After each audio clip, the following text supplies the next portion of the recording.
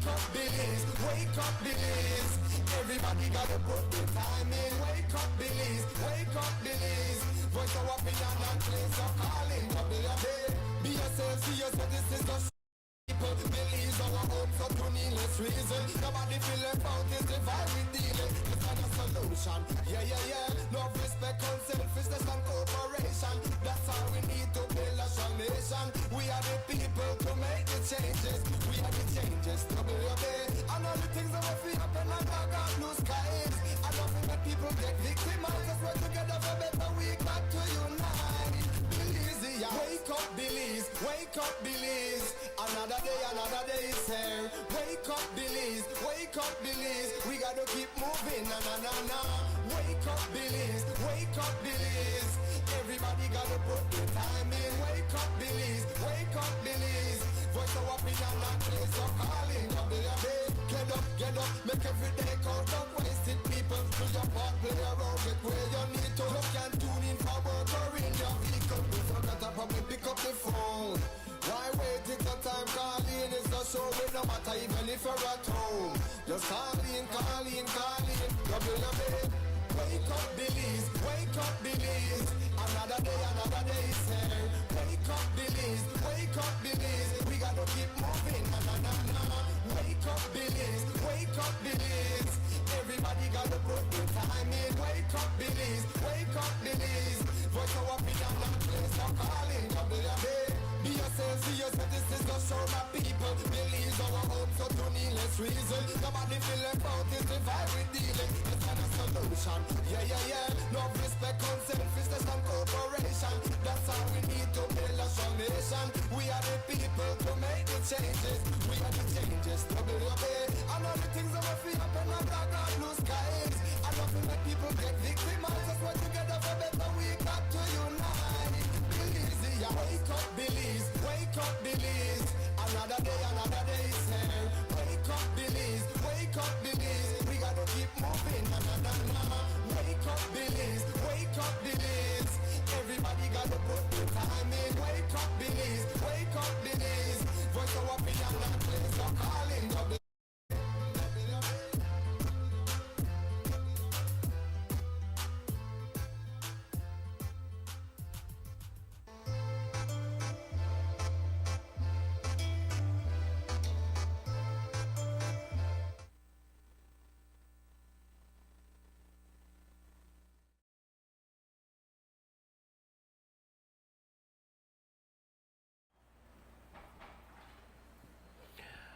Good morning, Belize. Welcome to the WUB Belize Morning Vibes for today, Thursday, the 13th of June, 2024. Mose Hyde hosting today, and a warm welcome going out to you, whether you're listening, watching, you're on our apps, or getting us online or simulcast sources.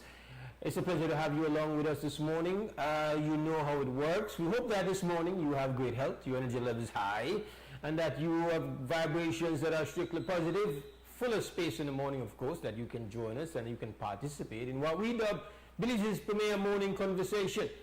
We are going to lift off with the warm-up section first. We've got your morning news update that's prepared by Krems News Center, but we lead off with the general weather forecast from the National Meteorological Service, and this morning, forecaster on duty is Francisco Wellington.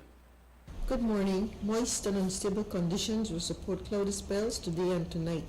A few showers and thunderstorms will develop over most areas today, increasing tonight. This trend will continue Friday and Friday night. Winds today along the coast and over the open seas will blow from the east and southeast at 10 to 15 knots, and seas will be choppy. Low tides will occur at 9:16 this morning and 10:07 tonight. High tides follow at 2:47 this afternoon and 4:07 tomorrow morning. Temperatures this afternoon will peak at 82 Fahrenheit up in the Maya Mountains, 90 along the coast and 96 inland. The moon will rise at 11:33 this morning and sunset is at 6:28 this evening. In the sargassum forecast, there is a medium chance that a few more sargassum mats could affect coastal destinations during the coming days. And that's the latest from the Belize Weather Bureau. Do have a pleasant day.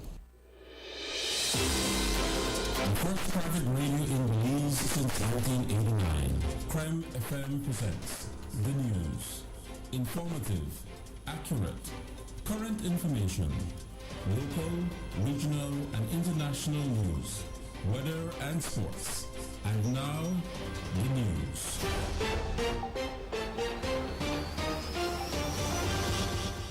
Welcome back. We now present your morning news update. In the news, with the juggling that Belize Electricity Limited has had to do of late due to increased temperatures, other climate change issues, and an increase in population, the chairman of the company, Andrew Marshallek, yesterday revealed that the bill which BEL has been absorbing thus far has gone to about $100 million.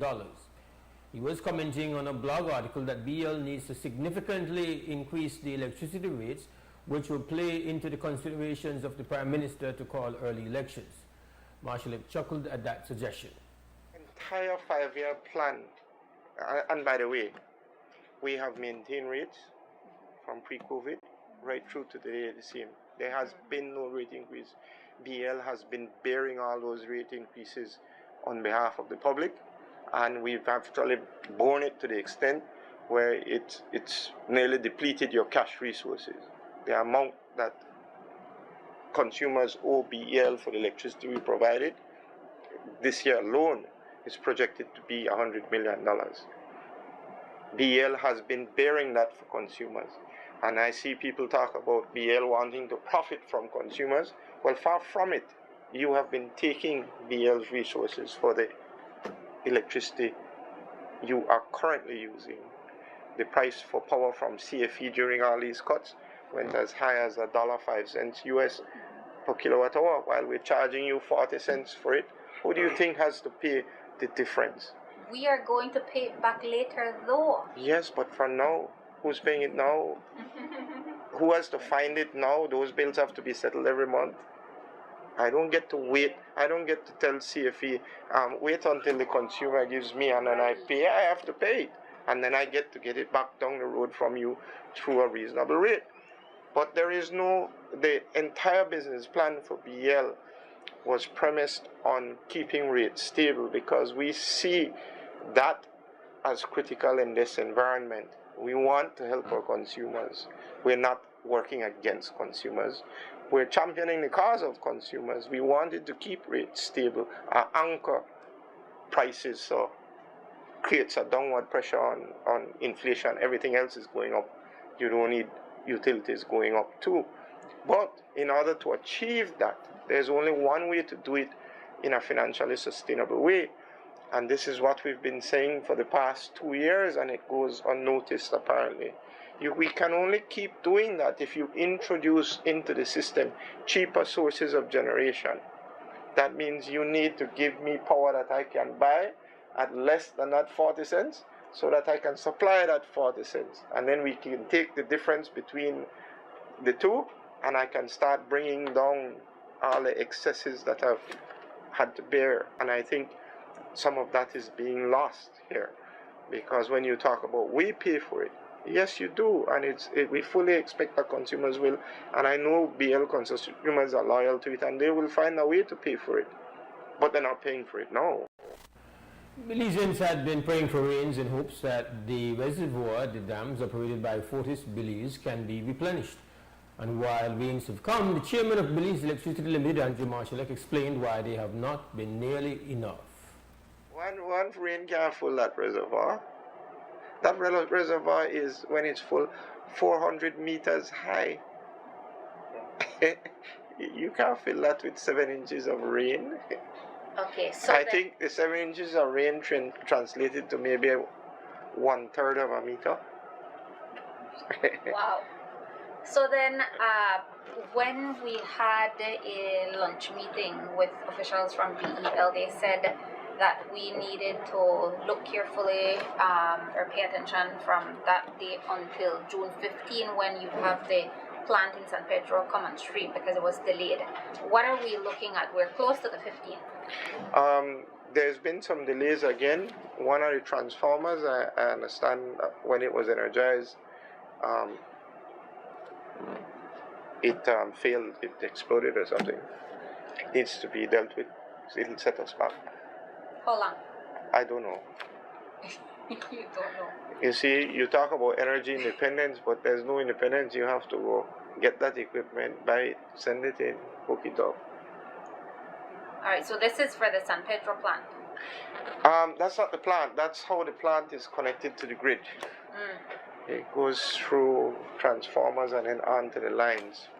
And the system for connecting it onto the grid was, there was a fault on one of 3 transformers when it was being energized for the first time, tested. One failed, let me say that. We ask, therefore, until when will we continue to be in a precarious position which requires BL to be juggling local power supply with provision from Mexico's CFE? I think you're in a precarious position through July, June, July. It has to be managed very closely, but I think we've been managing. What do you say? What do you mean when you say precarious in this context? Well, not what I mean is that the available capacity is very close to what the system is demanding, so that the possibility of something going wrong and falling short is real. That's what I mean by precarious. The way you solve that is you need more capacity, because you need redundancy. You need capacity sitting and waiting for when one fails, you turn the other one on, you fix it, and the supply isn't disrupted. We don't have that. We barely have enough to meet demand, and that'll be so until the reservoirs are flush with water again, maybe about September with the rains. So if we don't get a lot of rains right now, how long more do we have before the reservoir is? Well, we've been managing it because we know the reservoirs are low. We try not to use the dams for power. It's only if something else cuts off, then we will turn it on, and then it uses the water. So we're trying to conserve how we use that. Belcogen, they've already fixed their issues? I'm not sure they were supposed to. Yeah, they had a mechanical failure, and it was being repaired. I think they should be back on. And then the last thing would be But you have, apart from the mechanical failure, Belcogen is seized now. Right. And so too is Santander. You only get electricity while they're grinding cane when the season finishes, and the bagasse finishes. That's it right, for this year. After 16 years of negotiations, the joint unions which represent public sector workers yesterday finally saw the signing of a collective bargaining agreement for better benefits and working conditions. Never mind that the document expires in 2 months, the point is that it will bring benefits to all public sector workers. Leaders from all 3 unions spoke of those benefits and about the process that finally got them here. Here is Anissa Perdomo from the PSU, Nadia Kalis Martin from the BNTU, and Sharon Fraser from the APSSM. This long-standing agreement has introduced notable enhancements in the quality of work, working conditions, and allowances. It has also led to the development of effective grievance handling procedures and revisions in the tax structure, and most importantly, it acknowledges the resilience and representation of our labor force in negotiations. However, we must urgently address the unresolved issues, particularly those concerning our open vote workers, frontline workers, and need for pension reform to ensure that our public officers can live with dignity and security. Today, we're elated. We're happy that we're finally signing off on this collective bargaining that started in 2008. There is so much more that needs to be done, and immediately after signing today, the BNTU will be preparing its next collective bargaining agreement. I must, however, mention to our TVET teachers and our VOTEC teachers that we did get an opportunity to sit down with the CEO and the chief in the Ministry of Education to discuss the challenges that you are facing. Through that discussion, we were able to develop a clear understanding that under the MCC, your issues will be addressed. To my predecessors, Brother Jaime Panti, Brother Luke Palacio, Sister Elena Smith, Sister Ruth Schumann, we're signing off today because you all did not give up. You stood the test of time. You ensured that Proposal 22 was achieved. And I must say, thanks to the government of today, that you all heard our cries and have finally decided to agree to the terms and conditions that we put forward under Proposal 22. While it is we would not have gotten everything we wanted, and despite what people thought, this collective bargaining agreement was never about money, about raise of pay. Because if you look at it, for those of you who would have an opportunity to see it, it dealt with terms and conditions, it dealt with improving the public service and the service that we offer to the public.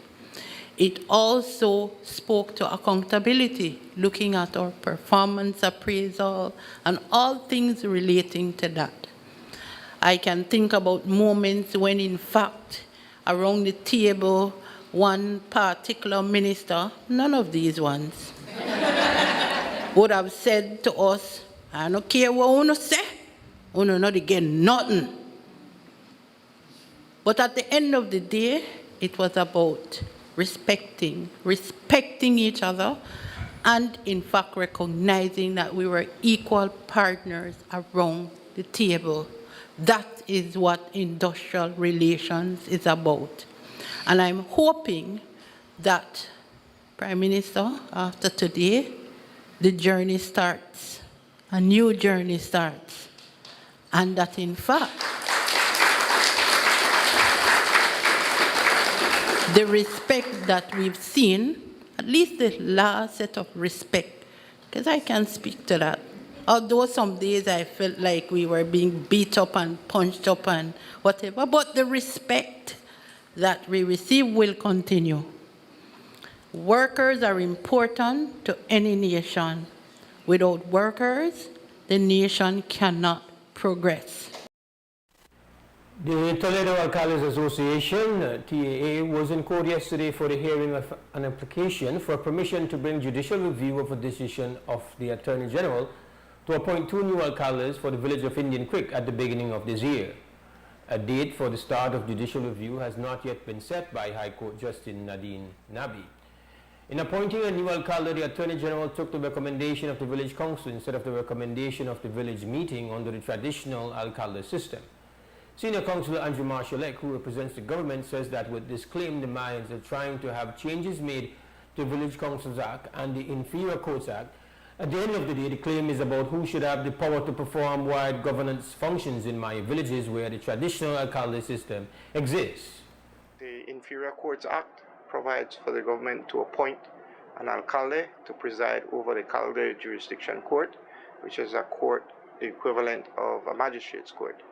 So it's basically the same way it intervenes to appoint magistrates over your magistrate's court who preside over you. It is an exercise of the sovereign right to govern this territory. As far as I know, the people elected the government.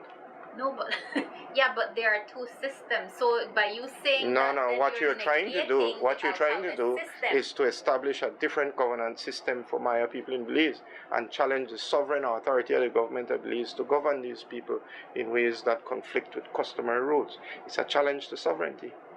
This issue is already slated for legislation as a part of the fixing and recognizing of Maya customary land rights. You see, the rights have to be exercised by the village.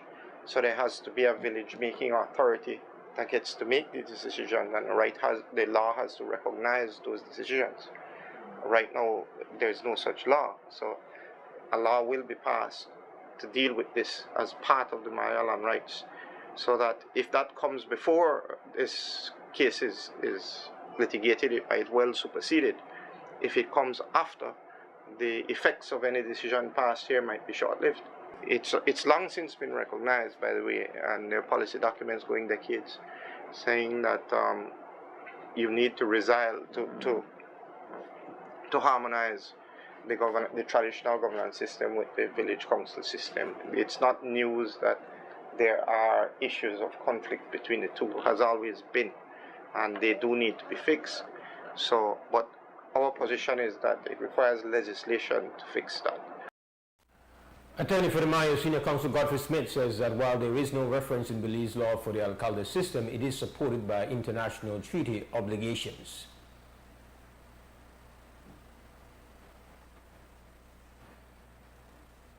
The two alcaldes who were removed, as well as the Toledo Alcaldes Association, brought an application to the court to say what was done to the two alcaldes who were removed was wrong. We sought leave for that. The leave was opposed by the government. They said we didn't have an arguable case. The judge ruled we had an arguable case. We also asked for an injunction that in terms of those roles of alcaldes that pertain to their traditional practices and customary usages, that pending the trial, pending the hearing of these things, the alcaldes appointed by the government be restrained from performing those traditional roles. The court also agreed with that, and so an injunction has been issued, restraining the alcaldes appointed by the government from participating in or interfering with roles of the alcaldes traditionally appointed by the village. Essentially, the government is saying, listen, you come here to court arguing about alcaldes having customary practices and rights. No such thing exists in the laws of Belize. You won't find anything about alcaldes' customary practices in Village Councils Act and the Inferior Courts Act. And the state has the sovereign right to legislate, and this is the law of the land. And our response to that is and will be developed that in the same way that way back when the Maya first advocated for protection of customary land tenure, it wasn't recognized in the laws of Belize. So too, we're saying that the right of their villages to exclusively determine who will be their alcaldes and the right to remove them vests in the village, not by virtue of any written law of the land, but by a process of constitutional interpretation utilizing international treaty obligations and international customary law. As we reported previously, the government of Belize is in discussions with several stakeholders and the Central Bank of Belize regarding imminent foreclosure by the Belize Bank of the Northern Fishermen Cooperative Society Limited, Belize's largest fisheries cooperative. Yesterday, the Prime Minister elaborated on the options they are considering. It is indeed historic. It is when you think about the development of this country and about fisheries, you always think about Northern Fishermen's Cooperative. And as a government, we have the responsibility to be able to see how we can help them to keep the cooperative movement alive. What we have done, the Central Bank has expressed serious concerns as to the viability of that cooperative and its cash flow. And I want to publicly thank the HRCU, who have said, well, we are prepared to work with them because we believe that by reducing the interest rate, lengthening and terms, making it longer terms, that they believe that it can succeed. So we had a meeting with them, I think it was last week Monday, with the credit unions, last week Wednesday, with the credit unions, with the cooperative, the head of the cooperative department, Central Bank, Belize Bank, all of us are around the table. And we're working on a plan, and some of the plans have to do is that the head of the registrar will also now sit on the board to ensure that they do not take certain decisions that can affect them, such as lending to members because the members outvote them. And I mean the membership, not the board. And so they felt that they are under the gun to be able to have to approve this. Well, we're going to step in to be able to ensure that that does not happen, that we restructure the management of the cooperative and do everything possible to keep that cooperative alive. So will the Central Bank of Belize allow HRCU to take over that quite impaired debt? Well, it will allow, depending on what are going to be the terms. We've already spoken to the Belize Bank. We've asked the Belize Bank will also have to be able to, we're asking them to write off their interest and their penalties so that we can save the institution. So I think that the central bank will give an agreement provided that these things are met. And that ends the morning news update. We will take ourselves a small break. When we come back on the other side, we're going to open up for the business of conversation. You're listening to Creme Radio. You're watching XTV. Small break. We'll be back. The first private radio in Belize since 1989. The news. Informative, accurate, current information. Local, regional, and international news. Weather and sports.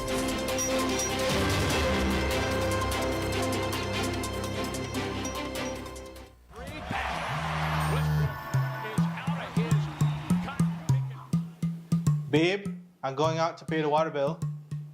You don't need to go out. You could pay it from your phone. Look.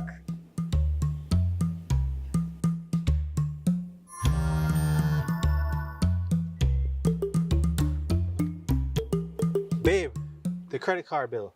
I'll go pay it. You can also pay it with your phone.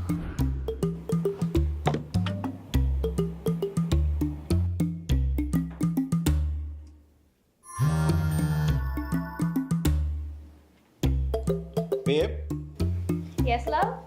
I need to go deposit the babysitter's pay. You really want to go out, don't you? It's okay. I will make the transfer and you go play ball. With Atlantic Bank Mobile, your personal banking experience is easier and more convenient. Bank your way with any of our digital channels and save time for what matters most. Atlantic Bank, building the future together. Amandala is now online. You can now access Amandala's midweek and weekend issues online by logging on to our website at amandala.com.bz/news and joining our membership portal today. There's 5 easy steps to get unlimited access to weekly e-paper, archive publications, and a host of other exclusive contents. Number 1, go to Amandala's website. Number 2, navigate to subscribed areas. Number 3, choose a membership level. Number 4, check out using our secured portal. Number 5, log into the members only section. Telephone numbers 501-280-4703 or 202-4477.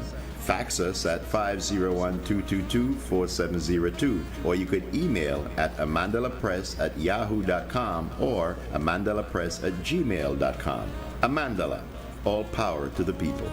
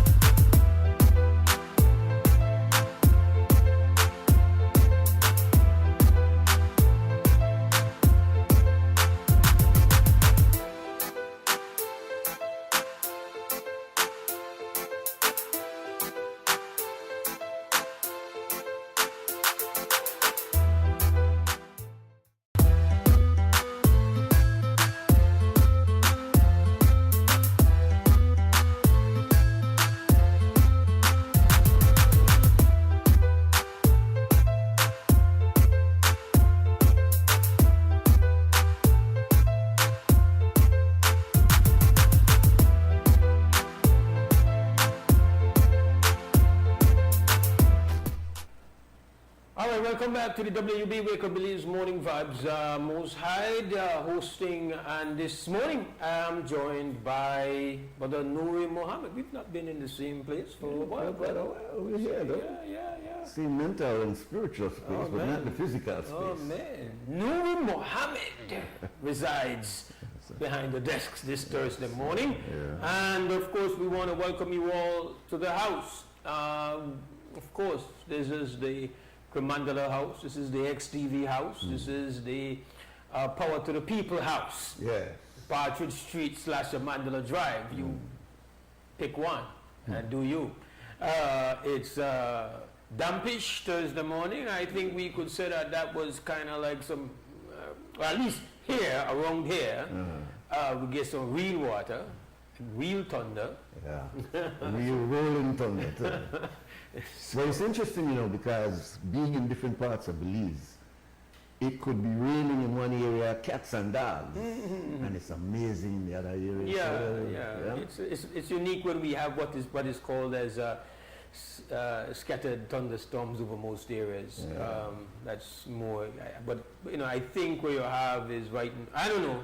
We deal with the weather, folks. Then give us all I know are water. Yeah. And because yesterday morning we get some teasing and we get some I would say they pass the threshold where they say yes it rain. But I think we get water. Serious water. Get water. Yeah. Like because you know what, it's like we got a rain over the weekend. But when you got up the next day by couple of hours, it's like dry. Where do we go? Like somebody just drink up everything. Exactly. It's like you get up this morning and you actually see water on the ground. So With the pictures where we see of Moyhon and listening to Marshall last night, this should be a great reward if you rain in that area and help to put some water in that reservoir, because it looked like it was really from the optics really down. Really don't, We need water. We'll see. We'll see. But there are other things happening, Mose. Yeah. Of course, always other things happening. It's Thursday morning, and we've had a busy week. We've been all over the place, really, in the conversation. But before we do anything else, let me just do this. This is not here for props or style. This is there for a reason. This is really and truly where it all happens. We've got access to you, and you've got access to the conversation, because we're not about to have some sermon. That's not what we want to have, some kind of closed circuit preaching and teaching. That's right. Despite the individual optics, it might look like you're going to preach, but there's no preaching this morning. There's no preaching, no sermons. That's not what we want to do. We are into the business of one-on-one and reasoning and conversation. Sometimes disagreeing and sometimes being passionately disagreed with. We understand, which is good. And we have a phone number here for you to jump in. The number is 2805848. So whether or not you agree with me and think we're saying the smartest thing you've ever heard, or you think we're being really dumb and that you can't hit the sound of the words we're saying, you can call in and say something about it. That's how it works. It's a very democratic conversation, and we want to hear from you. 2805848. Louis, since I've not seen you in a while. Yeah. What's going on? So many things.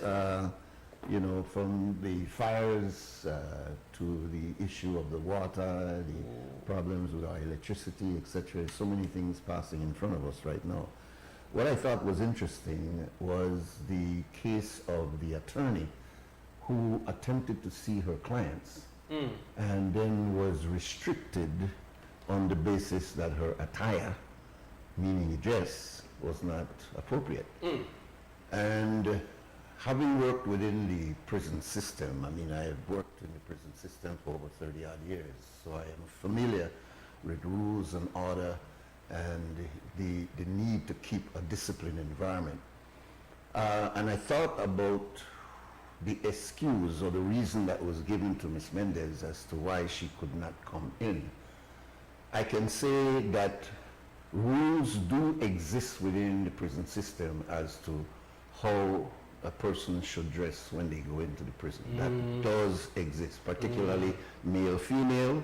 You cannot put on anything that may be unusually provocative, that may create a situation, because you got a lot of testosterone back there with the powerful energy, and the slightest hand sometimes can create and provoke. So there is a reason, and this is not only in Belize, why there is a specific dress code to do that, right? So given that, another part of the story, however, is that according to the news report, a photograph or video was sent to the CEO, and it was he that made the determining decision that no, she cannot enter based on that. Now, I could understand that if the other officers responsible could not make that determination and it had to go to the CEO, maybe that was the reason. But under normal circumstances, you don't need to, when the rules are there, when it is very clear, and by the way, all attorneys should have gotten rules of the prison long before now, so that female and male know this is the behavior that you must carry. These are the protocols when you go into the prison. That is to be an accepted, established protocol.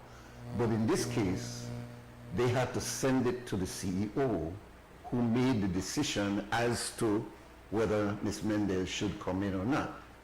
To me, that is out of the order, because in fact, if those rules are there, then any officer at the entrance can look at the rules and say, Ms. Mendez, based on Rule 4, you cannot enter into this prison. That is clear. Now, the other aspect of it, though, which I think is even bigger, and that is the right of an attorney to have access to their client. Now, I don't know, and I can only use the United States as a justification for this. In their jurisdiction, there is no rule that prevents an attorney from sitting with her or his client under all circumstances. Why? Because there is a place there where that individual who is incarcerated cannot have a free voice outside unless it's through their legal representative.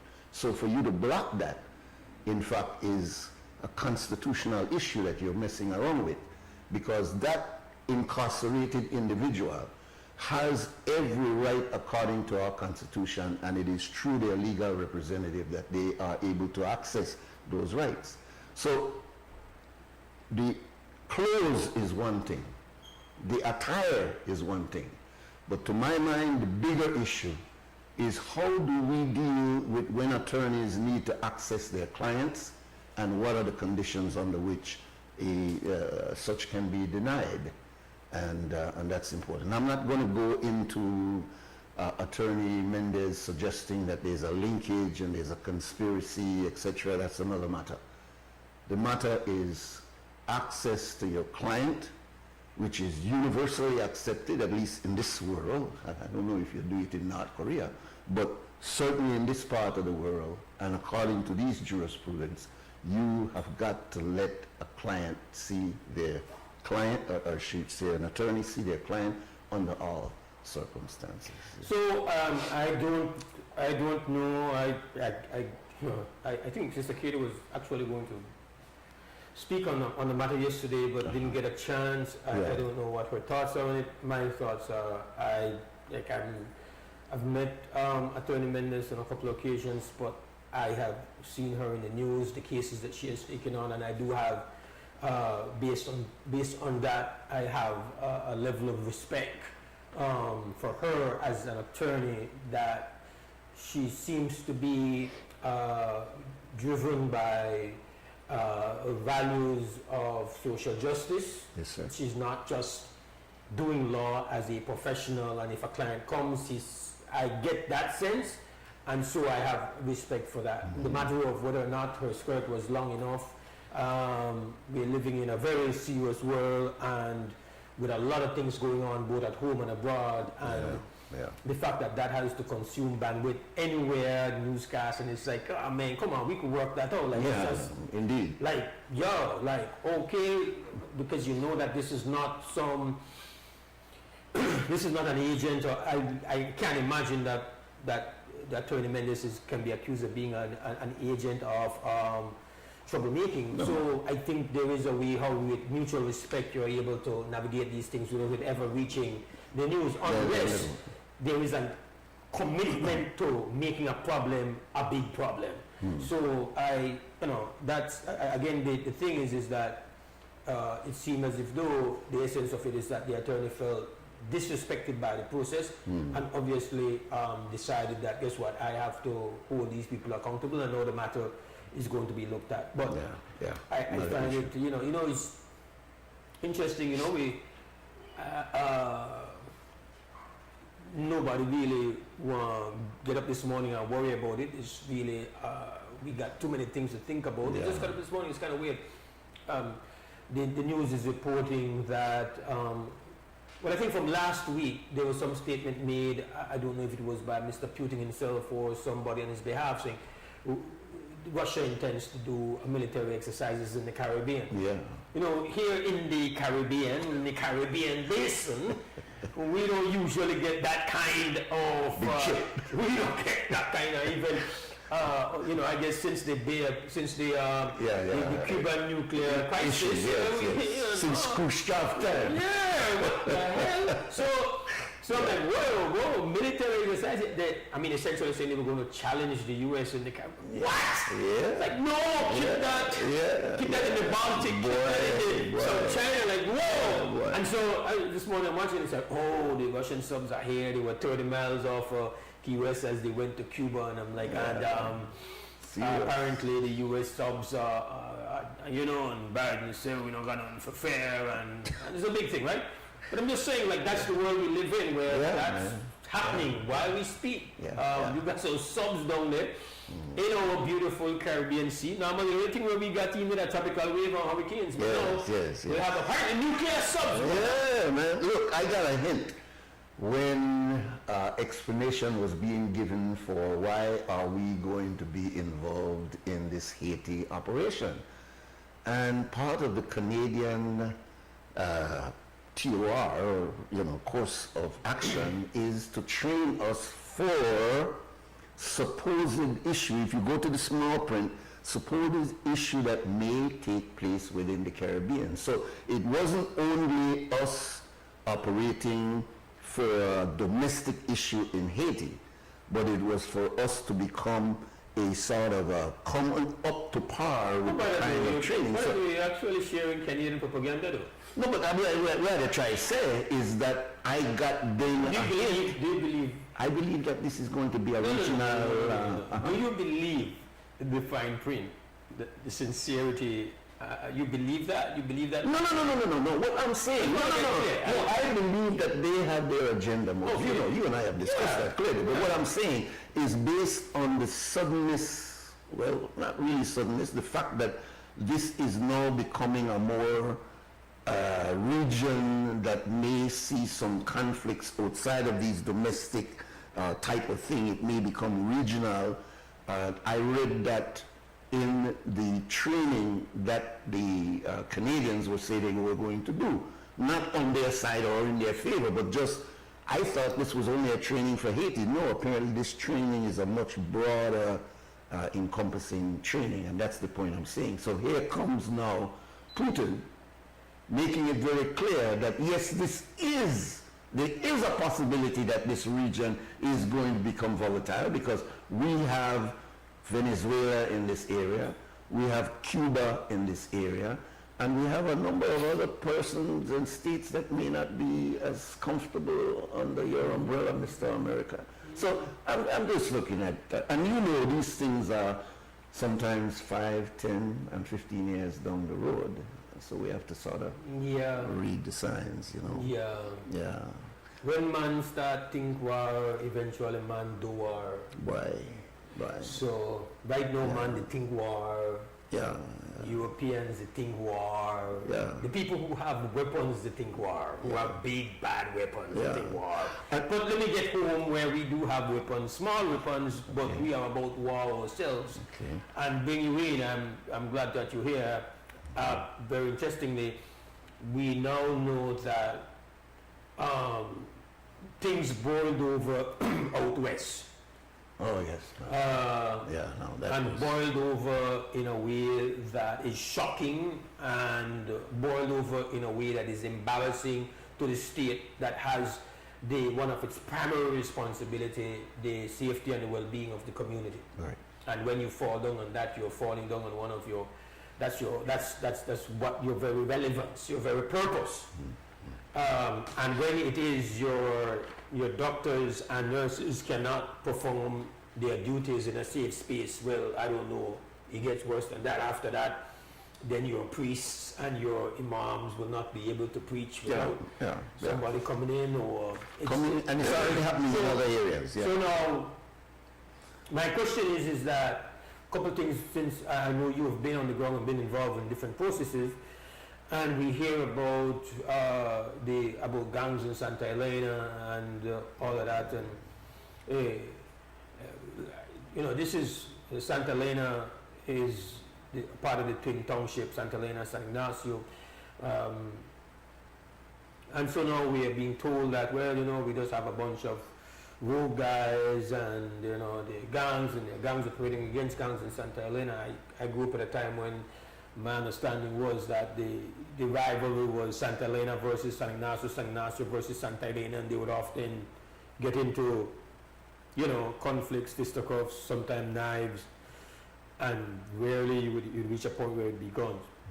Things have obviously gone really bad. What's the level of, because it was always known that I think there's been little flare-ups. It's always known that you have areas where you have to be proactive, you have to have interaction before you have a situation reach a point where you start to replicate some of the rivalries that exist here in Belize City. Apparently, we have failed in that regards in this community. Well, Mose, that is one of the other things that I had down here to discuss in some depth today. What we saw there was a frightening situation, especially as it was recorded to us in the records that came, the tapes that came. What came to me were two or three things. One is that this matter occurred on the 1st of June.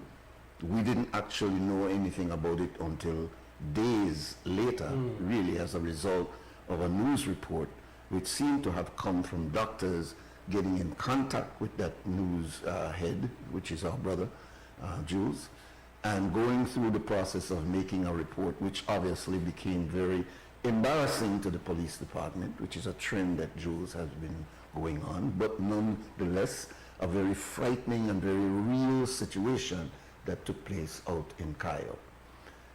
To my mind, when you look retrospectively on these things, the first thing that came to my mind, about 25 or more, about maybe that not far back, I could remember a similar incident that took place at the Belize hospital when one of the brothers, they call him G, got shot, had to be rushed to the hospital, and all of his brothers, all of his organization was outside of the hospital in a very intimidating matter. Those who were working with CYDP at that time can remember that incident. I will not call the name of the person who was at the hospital. But one would have thought that that incident should have triggered a protocol. This is how we operate when there are those kinds of emergencies. I understand, listening to the report from the doctors, that this incident is not the first, that they have had circumstances where they have been intimidated by these youths on the basis of somebody has gotten shot and you better have so and so and so, or the true word will go with intimidation. So the idea is that we got caught with our pants down in the sense that we had prepared in one area for these kinds of incidents, which is in the Belize City area where the profile of gang activity is far higher, and not preparing to ensure that this could happen in Corozal, this could happen in PG, this could happen in other areas. So what happened in Cayo was an additional wake-up call that we need to put these profiles in place, and I think that's why you see the commissioner meeting with these people. Now, on the ground with LIU, yes. Can I ask you? Because what is, you mentioned it, so you have the initial outrage, you have the initial action of threatening medical professionals. Yes. But that was compounded and made even more egregious by the fact that, excuse me, please give me some water for Cliff, please. You have officers dropping off a gunshot victim. Yes, I want to talk about that. And then leaving the scene. Yeah. And then the next part of it you mentioned is that the process of response doesn't take place until it becomes something in the media. Yeah. So now, not only do you have a breach, but there was an absence of internal response. Because there should have been, the fact that the department only responded when this matter became a new story is a huge, huge deal. So let us, as one very senior officer has disclosed to me, the police has WhatsApp groups. Just like Alawi, I had a part of maybe about 50, 60 WhatsApp groups. We got right there, XTV, we got about 10, 12 WhatsApp groups. And so you naturally, WhatsApp groups no, they're saying that in the WhatsApp group somebody has been shot. It has to be put into those WhatsApp groups. So this information is in the WhatsApp groups.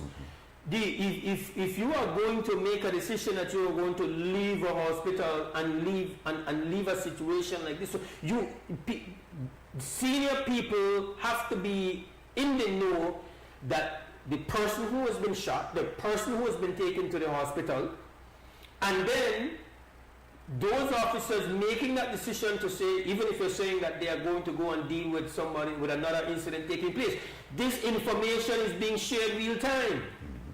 So how would you not, so who is at the wheel to say, well, that means that we have person A who we know has, this is not the failure of the police department in this matter goes right up, and it has to be held accountable. So then we're saying here that their internal communication was so inadequate that there was no sharing of the information, no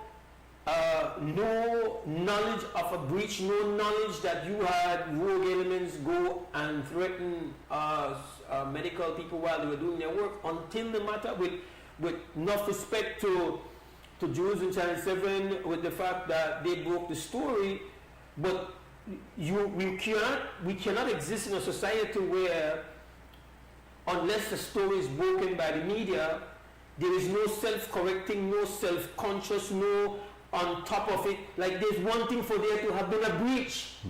There's one thing for individuals to get so brazen that they're going to threaten doctors and nurses, but for you to have a situation where there is somebody that abandons the scene, moves away, and I try to, because the reason why I wanted to know, I want to know, were these guys afraid? And they're saying, well, they were afraid. I said, but then... But they used the word fled, that's right. But then, if you were afraid, you would think, okay, you would... Run back for getting reinforcement. Why would you not call the cavalry? Yeah, exactly.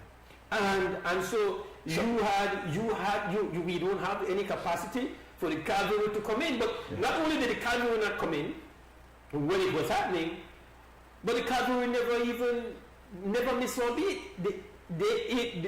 Everything went on, business as usual, moving on to the next, and no internal flag went up, no internal alarm was sounded, there was nothing internally was dead until at least because now everything is happening. We're meeting with this one, but these were the reactionary, but they were reacting to a news story. And a news story that didn't come in real time, meaning Jews wasn't saying this happened last night. He was saying this happened days ago. So there was a total breakdown. No, this is an absolute breakdown. You can't. No, I don't know if breakdown is the right term. I mean, this is a collapse. This is. But all around though, Mose, I mean, I see the collapse of the police because that is the main authority. But you got the health people in there, man. If you are these doctors, you also have your chat group. You also have your supervisor. No. I'm not talking only about the police reaction. I'm talking about there was, to me, a systemic breakdown. Put yourself in the shoes of a doctor who has just been failed by the security apparatus where somebody was telling you were going to get this. Yeah, but it's not only one doctor, my brother. It's doctors, staff, security people working in peace. Look at it. What I'm saying, Mose, it could have happened last night. But we are talking about it today, boy, you hear what happened to Mose. I mean, it's about 2 or 3 days. How does it take that long before it becomes a new story? But I know it. But I know it. Yes, sir. The reason why I'm pushing back on that. Okay. I don't want to shout. So we got to contain, right? We're disagreeing, but I don't want it to be a shouting match. Yeah, it's not. It's a debate. The reason why I'm pushing back is that you're suggesting that the persons who experience this trauma, who experience the threats, are somehow a part of the breakdown and the delay. And but no, that suggestion is extremely. I'm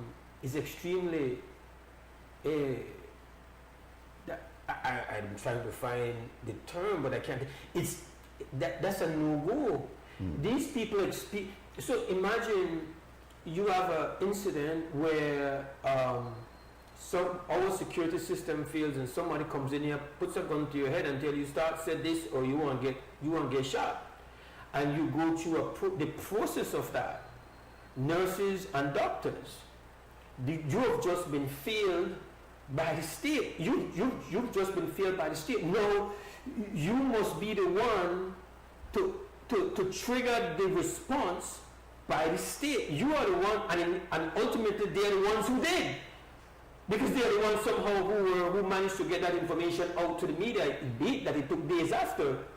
But to say that they are a part of the breakdown when they are the ones who experience this, but anyway, I can't disagree more. I don't see how they can be brought into that conversation at all. Okay. Yes, you could say, well, if I'm me, well, the first thing I may do, that make sure I call the Minister of Health, make sure I call anybody who I could call and make them know what just happened to me and blah, blah, blah, blah. But people are wired differently and they respond to trauma differently. And you must give them that room to accept the impact that incident had on them. That's my point. Yeah, and I'm not disagreeing with you. I'm just saying to you, I'm making a broader point than that. My broader point is this had to have been a systemic breakdown. And I guess we'll take the call, but I want to follow that point. Good morning. Could you lower your you need to lower your stuff. You're giving us bad feedback. Morning, hold up. Better. All right. G. Mike here, no? Yes, sir. If I may. Yes, sir.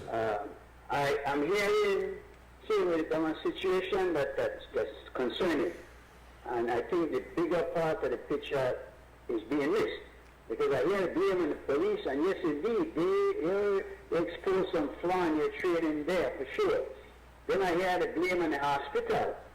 But how about these people in our society that feel brazen enough to, even if sacred institutions that care for people and these workers that sacrifice a lot to save the very lives of these people who are... We spoke about that when the story broke. Well, then that's your personal.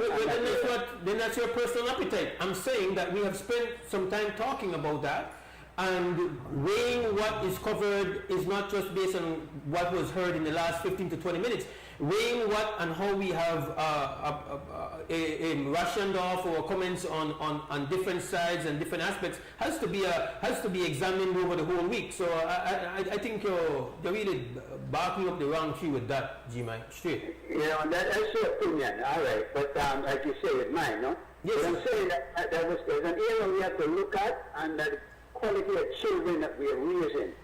How that mentality they come up with, this sense of entitlement, this is do what they want to do and have no regard. And many times when things like these happen, the media seems to be on the side of those who are trying to make it work as opposed to those who are violating it. And that's just my point. I mean, and it's my point, so you don't have to agree with that, no? Well, I have to disagree with it. Well, that's all right, because we disagree, and that's all right. Have a nice day. Yes. All right, thanks, G-Mike.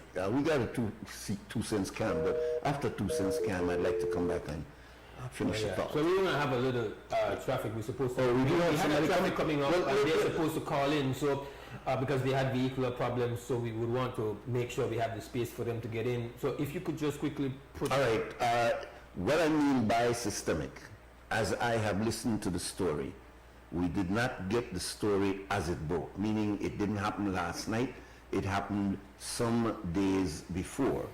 When we listen to the doctor or the nurse's report, we find out that this is something that has happened several times before. He has talked, the doctor spoke about being threatened and that they want to get people and do them this and that, so and so. So yes, there is an intimidation factor, a fear factor, on the part perhaps of a small municipality like San Ignacio. People worry that, well, I know I put myself out there. I could understand that. But as you talked about chat group, man, we the people were like, say, what happened to me last night or what happened to me yesterday?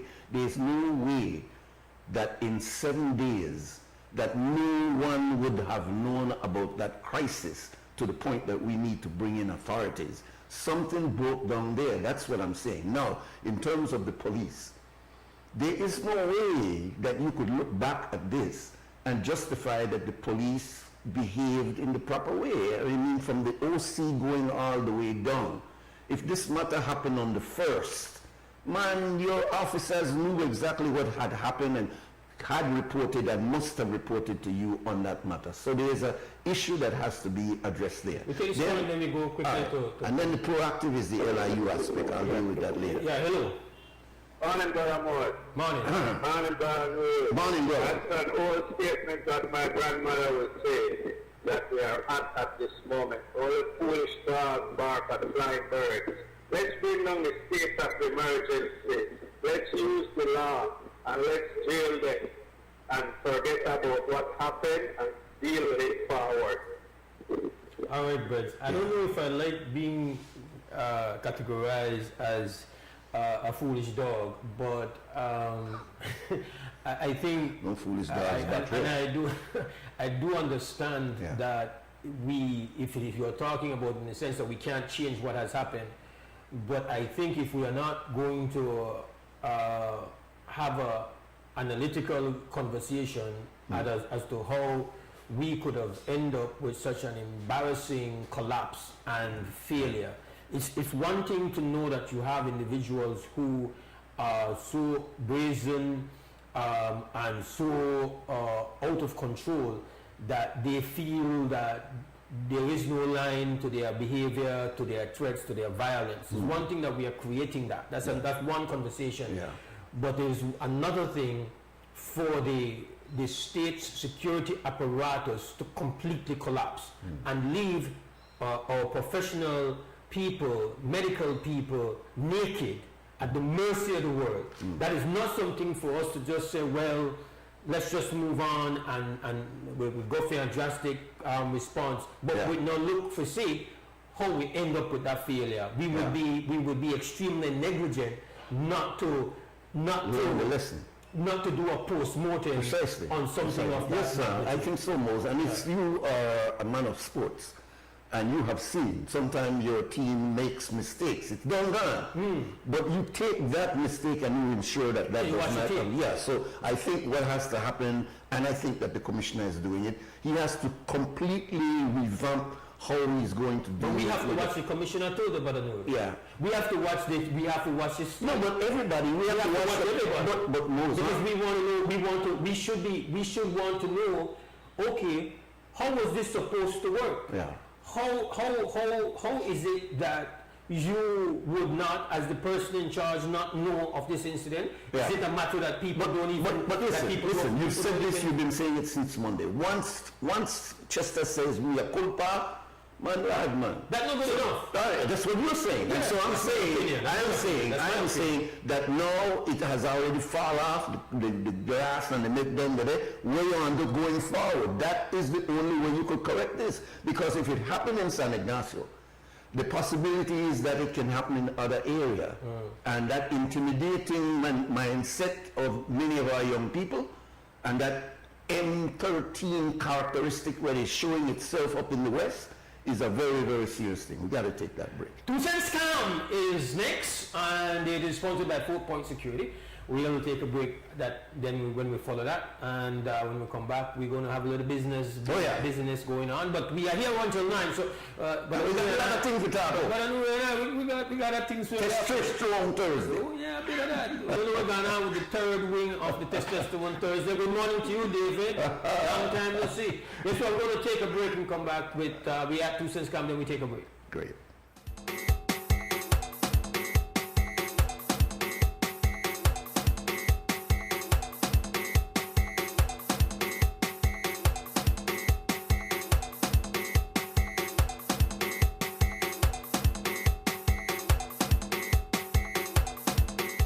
You're watching WUB and this is XTV and corporal punishment. A lot of people talk about the AKA lashing. I want to hear the people in 2 Cents lashing your child. How do you feel about lashing your child in an time? Because I could tell you from personal experience, lashing never kill nobody. It just make me more disciplined. Let's go find out people in 2 Cents. 2 Cents question of the day. What do you think about lashing children in any time? Yeah? Well, Belize, honestly, if you are a grown adult and you raised a child from it was born and you have to physically assault it to get it to do what you want, you did something wrong along the way.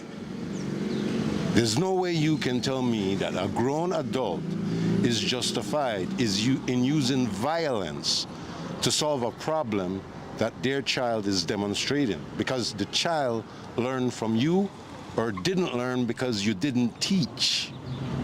River or fire. What do you think about lashing children? It's outdated.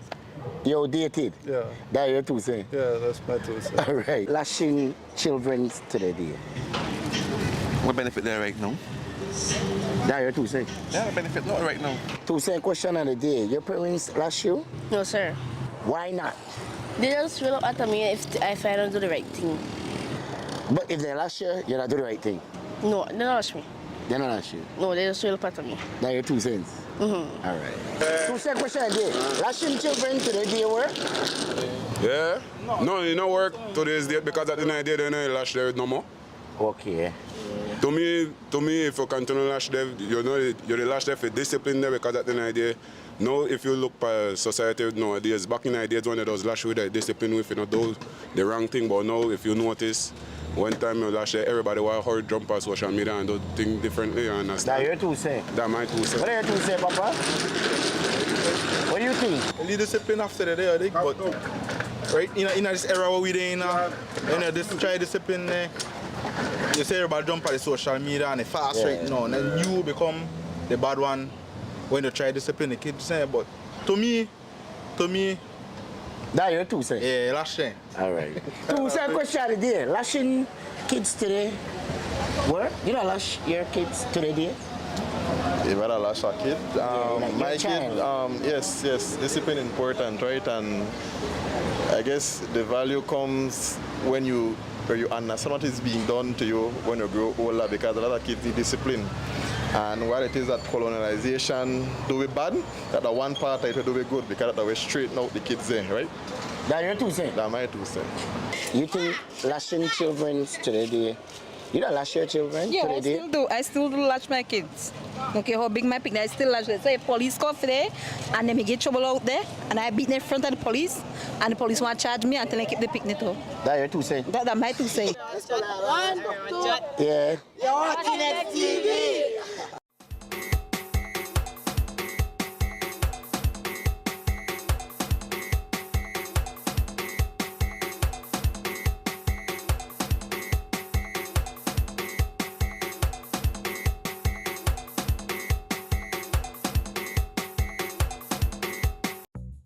Brothers Abet is celebrating Super Handy Dads for the entire month of June with super handy deals that just can't be beaten. Give that super handy dad the perfect gift from our super selection, like 15% off all power tools and hand tools store-wide, 15% off track car batteries, 20% off Eureka Vats, 20% off Decon Matte Emulsion, and 25% off Valspar and Dutch Boy paints.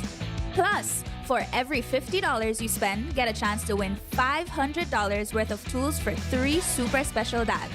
So give dad his best Father's Day gift yet from Brothers Abet.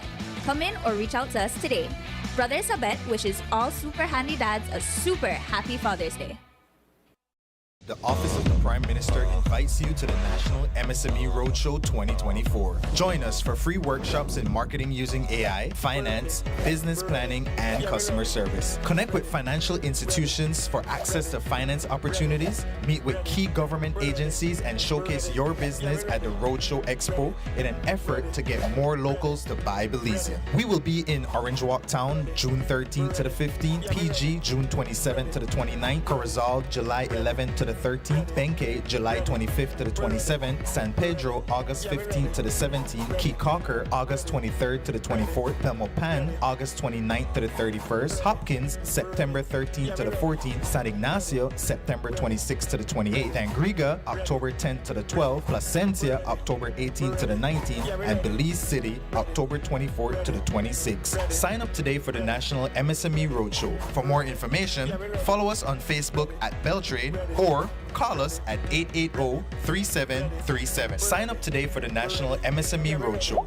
Let's get your business on the road.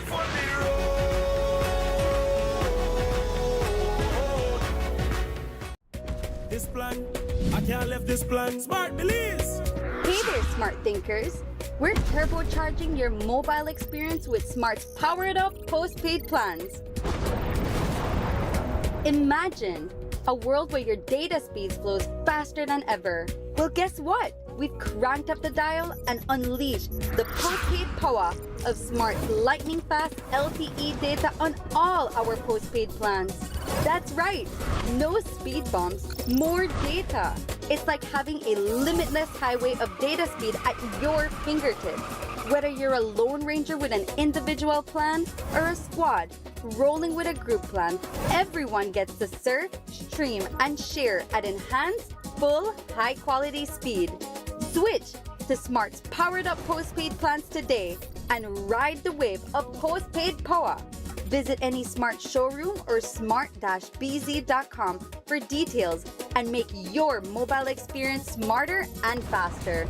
Smart, bringing people together. I know I can't let this plan. I can't let this plan.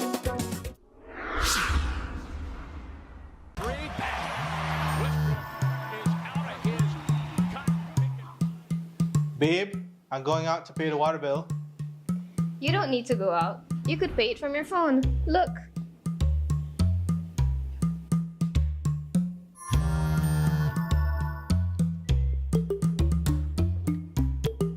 Babe, the credit card bill. I'll go pay it. You can also pay it with your phone.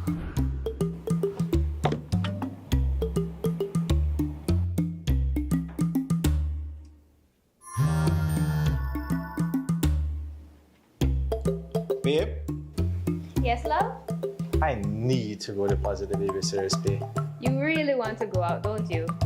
It's okay. I will make the transfer and you go play ball. With Atlantic Bank Mobile, your personal banking experience is easier and more convenient.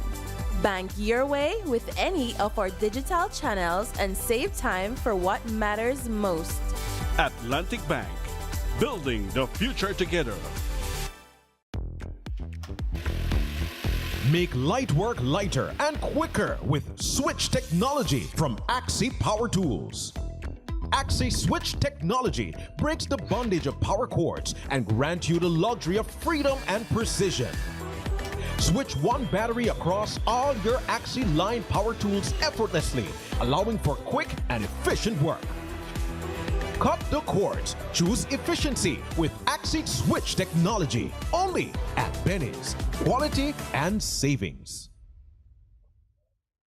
Belizeans all around the planet Earth, this is a roll call for all Belizeans living abroad. In a world that is becoming more uncertain and unstable, children and descendants of the Belizean soil must find common ground and align. Mark the date and make your plans. June 19th to June 22nd, 2024 at the Marriott Airport Hotel, Los Angeles, California. It's the historic first ever Belize Diaspora Summit. This summit will feature panel discussions featuring leading diaspora leaders and achievers. The Belize America Chamber of Commerce will host its annual business forum. There is a special delegation from the Ministry of Natural Resources to facilitate land queries for those in the diaspora, and a grand gala event to cap the Belize Diaspora Summit 2024. For registration and for more details, email info@BelizeDiasporaSummit.com or BIF 2024 California.eventbrite.com.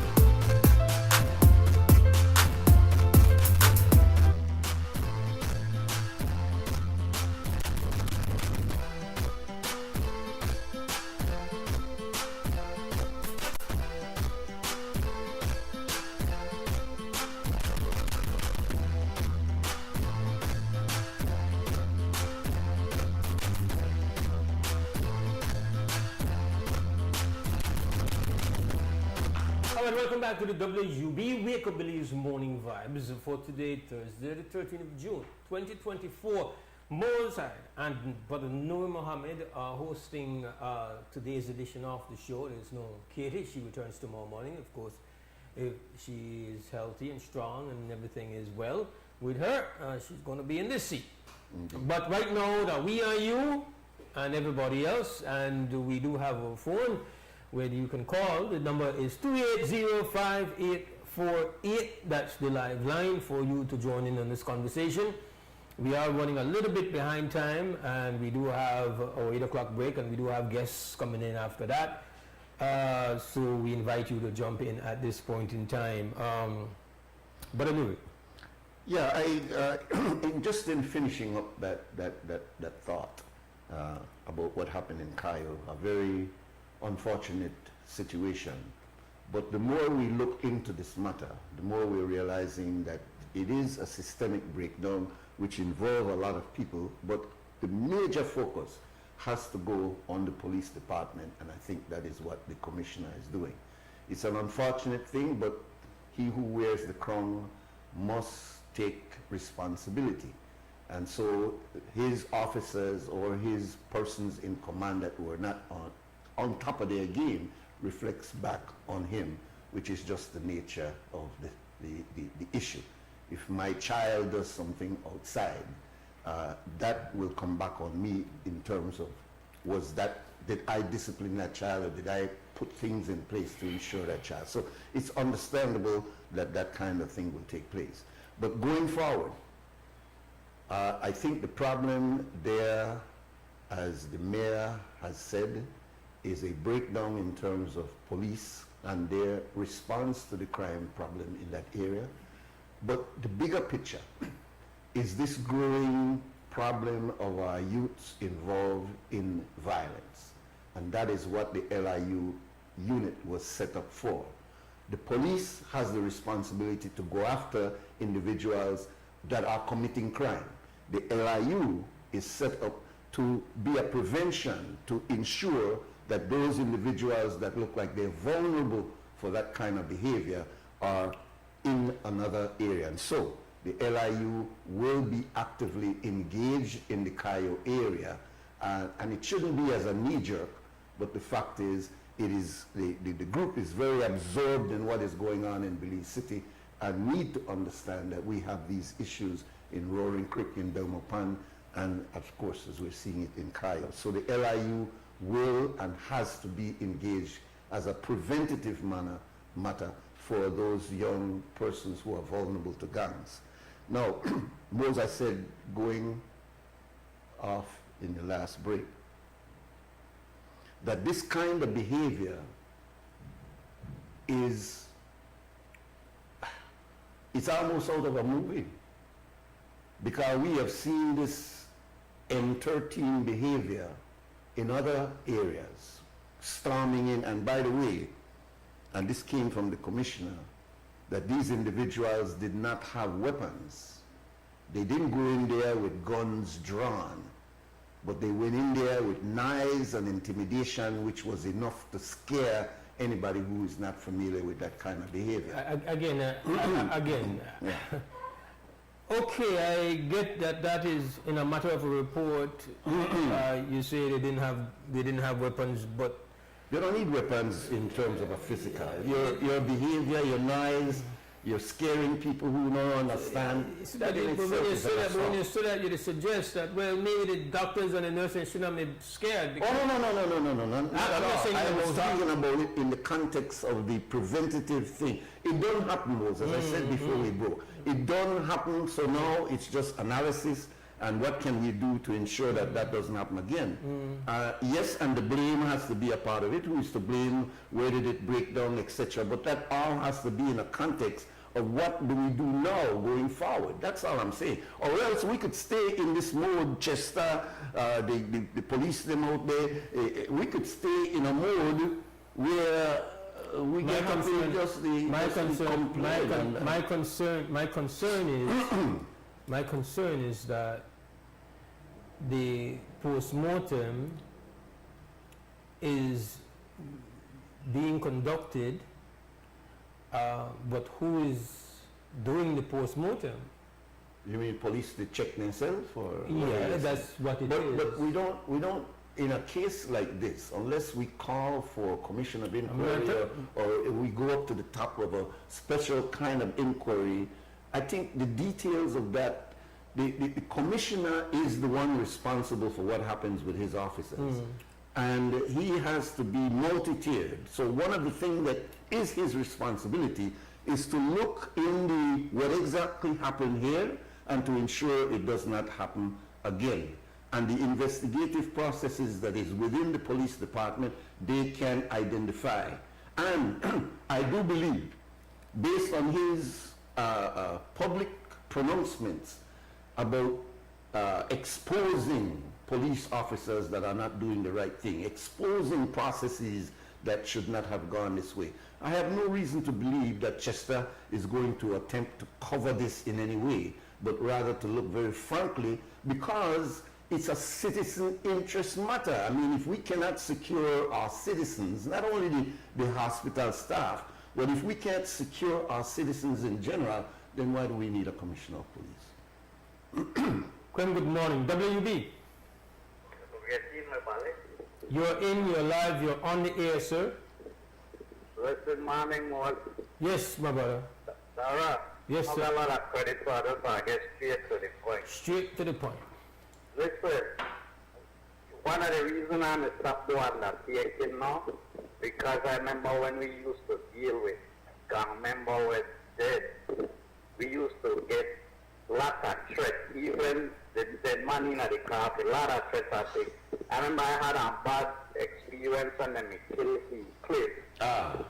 When the brother when they follow me under the hospital and they demand to say, all right, brother. Black out my God at night.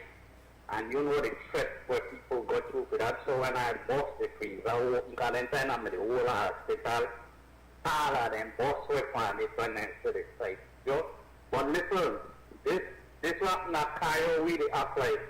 Like this is something every time the car push. Now, you could be outside and hear the violent people with tap when on the love one they get shots and things. So I know this will make big news and things, but Krishna as it's and staff and workers go through this. And even then guys are the one that taking within gang funeral, you know, like no stress and thing you get down the road that are not no one stop and not change. And Dara, can I add to that, that it has become, I don't know if they still do it, but it has become a situation where in the church, during the time of the burial, man light up their spliff.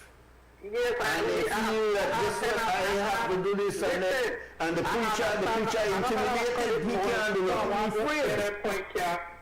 I gone a funeral for a close person of mine, but they had a weeding at the he and other things. So the preacher decided, yeah, what, this body no want enter the church if they don't remove anything there. And that's a big thing. I mean, man basically like boy, they don't know and this.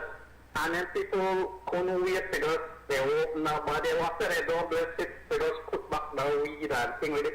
That one madness they go on more. So, like, why is the big news they make up? I disagree. I disagree.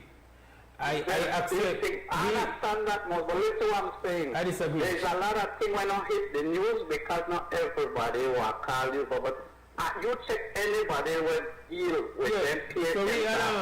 I believe city among country. Yes, we had a nurse calling early in the week yesterday and make a report about her experience. No, so we accept and all the more reason why this should not have reached this level because the police department is aware of the issue on the ground. But put the protocols in place. And again, there are levels to everything. The report which has not been denied is that there was a barging into a live surgery being done to try to save somebody's life. Right. And I think the police could get there when somebody dead from a gang and dead at church. The same way they should, when the person is critical and dead at the house. So you can't and that's a high profile person. Why did they leave that? Just like how they protect when you're dead and dead at church, I think they should be there more than 100%. But let's hope and give thanks, man. Interesting conversation. Indeed. But we need to go to break. All right. And then after that, we've got guests coming into the house. We're going to come back after the guests and we'll be able to engage on this and other matters because that's the way WB goes. Wake Up Morning Vibes. on Creme Radio and on XTV. We'll be right back. Power on with confidence. Design Depot brings you an attractive selection of GE appliances, including microwaves, washers, dryers, refrigerators, dishwashers, countertop appliances, and more. We understand the importance of appliances that not only endure, but also excel in performance. As your trusted GE USA authorized dealer, we stand for reliability and performance, ensuring that you can power on with confidence. Visit us today and power on with efficient, reliable, and energy-saving solutions with GE appliances from Design Depot. Design Depot, all in one place. Belizeans all around the planet Earth, this is a roll call for all Belizeans living abroad. In a world that is becoming more uncertain and unstable, children and descendants of the Belizean soil must find common ground and align. Mark the date and make your plans. June 19th to June 22nd, 2024 at the Marriott Airport Hotel, Los Angeles, California. It's the historic first ever Belize Diaspora Summit. This summit will feature panel discussions featuring leading diaspora leaders and achievers. The Belize America Chamber of Commerce will host its annual business forum. There is a special delegation from the Ministry of Natural Resources to facilitate land queries for those in the diaspora, and a grand gala event to cap the Belize Diaspora Summit 2024. For registration and for more details, email info@BelizeDiasporaSummit.com or BIF 2024 California.eventbrite.com. Upcoming enhancements to My Social Security. The new healthcare provider feature seamlessly connects healthcare providers, insured persons, and employers to facilitate the payment of sickness benefits. Here are the enhancements. Registered healthcare providers will create and submit online medical certificates using their healthcare provider accounts. Insured persons will receive a link to view the medical certificate to complete and submit their sickness benefit claim. And employers will receive an email notification of their employee's sickness claim. Also, the insured person and their employer will receive a copy of the claim decision letter after review. Healthcare providers, insured persons, and employers are encouraged to create a portal account to access and benefit from these new services on My Social Security at ssbportal.org.bz. My Social Security online portal. Social Security at your fingertips.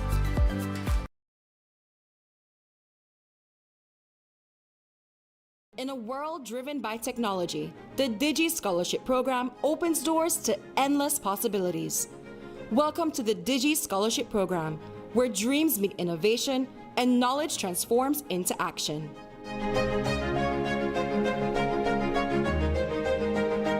I'm Shelly Nicole, and being a recipient of the Digi Scholarship Program has helped me do my best throughout the 4 years of high school. I felt that the financial burden on my family was at ease with one less bill to pay and one to worry about. Of course, this scholarship held expectations for me, but that never weighed me down. If anything, it made me work harder to show my true potential. The support from the Digi Scholarship Program not only relieved financial strain, but also instilled a sense of responsibility and determination in me to further excel academically. As I prepare to graduate, I am grateful for the opportunities this scholarship has provided, and I'm eager to continue striving for success in the future. Join the Digi Scholarship Program today and embark on a journey of empowerment, education, and excellence. Visit our website to learn more about how you can be a part of this life-changing opportunity. Apply now and unlock your potential with Digi. Digi, our national telecom. When you get your prescription, what are the best place to go? Freetown Drugstore. Bam City. When the drugstore then close up the night and on Sunday and holidays, which one open? Freetown Drugstore. Bam City. When you need somebody to talk to about your medication, who you are turn to? Bam City. We have been serving the general public for more than 30 years with fast, professional, and efficient services. We will continue doing so with honesty, integrity, and consistency. This is the loyal Freetown Drugstore crew, always happily serving the general public at 28 Freetown Road, Belize City. Telephone 223-2876.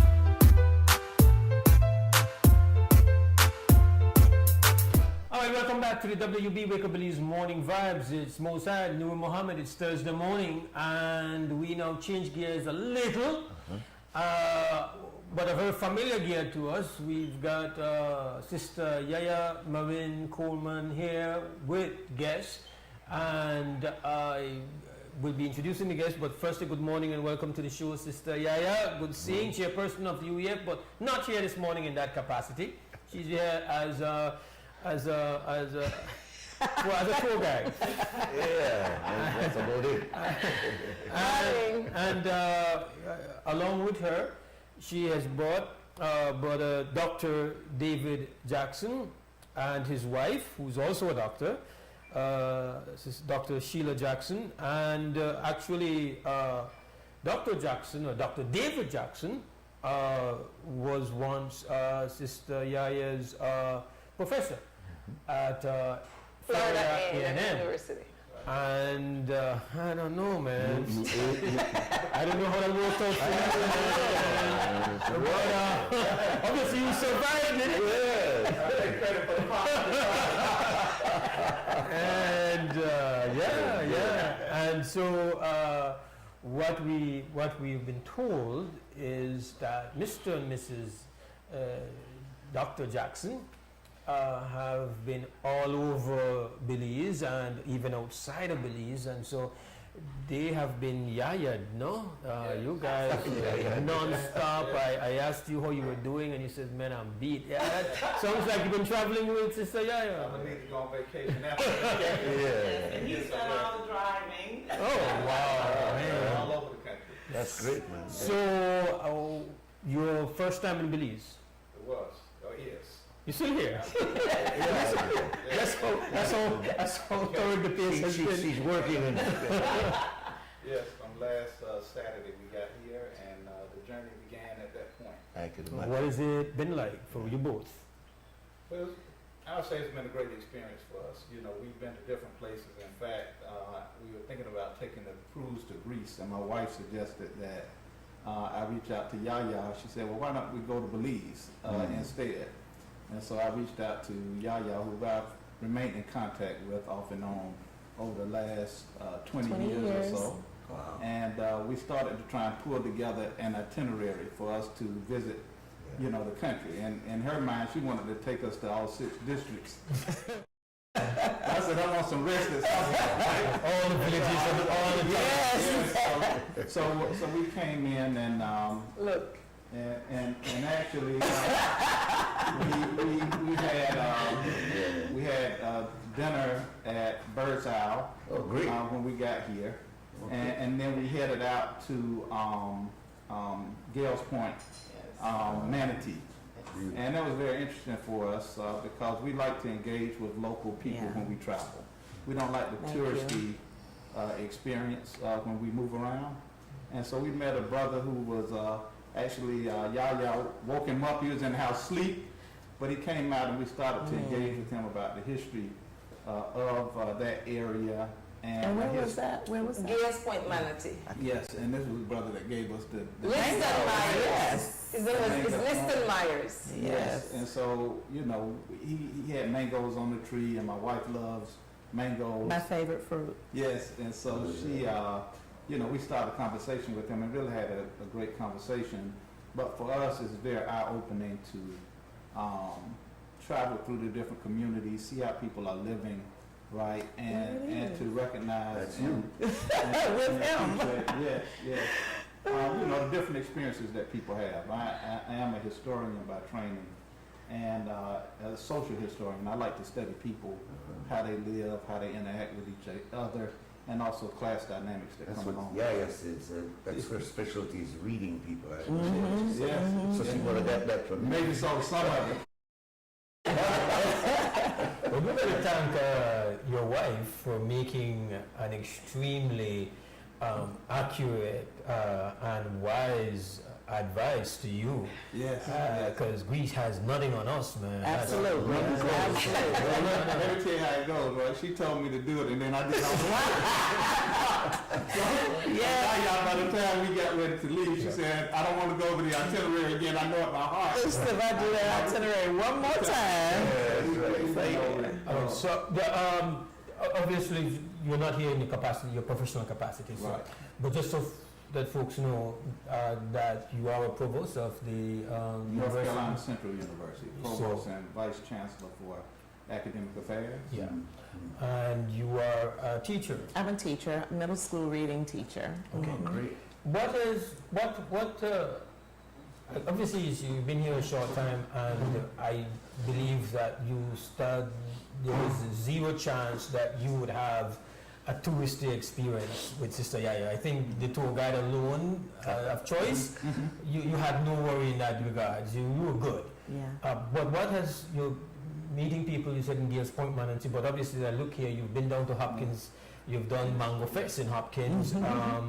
Let me go to the list of stuff. The list is too long. It doesn't even you have to scroll down for the many things you've done. So you've been in Placencia. You were in St. Bite, you had a Garifuna cooking experience. Right. You were in Paine PG, and you were taken on a mini tour by Brother Will.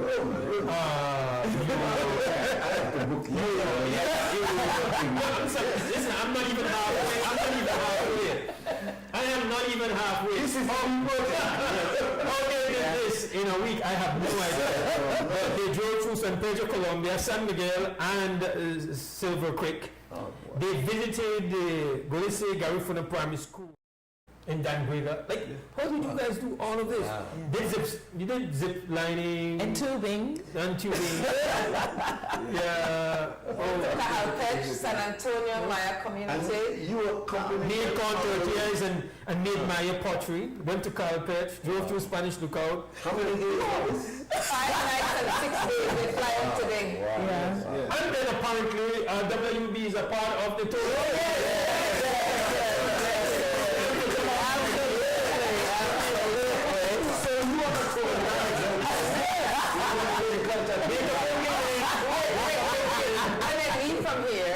WB is the icing on the cake. When they leave from here, they'll have, this is my training for the future, the African perspective in Belize tongue on African ancestresses and ancestors. So that's the icing. So after they leave from here, I use this book as my guide, Discover Old Belize Sites and Places of Memories by Dr. Io. So we'll do the burying, well, as much as they say they want to go home and rest, that's cool. Yeah. But we'll do the burying ground, the church, where Emancipation Institute was on the corner of Duck Lane and Church Street. Just walk them through where Ibo Town was, give them time frames of what happened, why when you walk around Belize Town, for example, or Dangrega or Piney, you see identifiable African descendants, black people in Belize. When is your flight? At what? 3 o'clock. So we need to be in the airport at 12. Yeah, for sure. So when you get back home and people ask you, did you go on a holiday or did you go on a tour? How are you going to describe that? Because it was a culturally immersed experience. You were working, right? And so, brother mentioned, our experience in Saint Bite. But we, for the Taste of Belize, we actually spent the day with a local family and their children, and we kind of engaged them as they cooked the hudut. Yes. Right? Yes.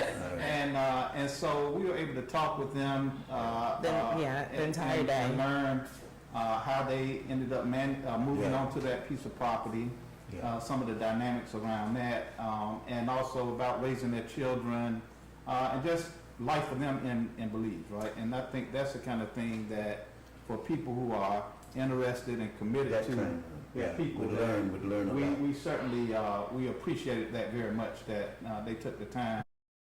We connected with them. I mean, we started talking politics. They were telling us the news stations that they look at out of the U.S., and it was just interesting to engage them on that level.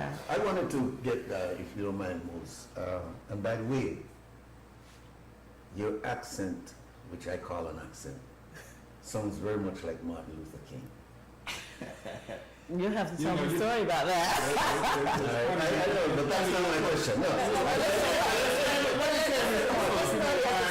So, first of all, my father and grandfather were ministers. Okay, but I grew up in Atlanta. And when I didn't go to Morehouse, but I grew up in that area. But when I was in high school, we lived in Vine City, next door to Coretta King.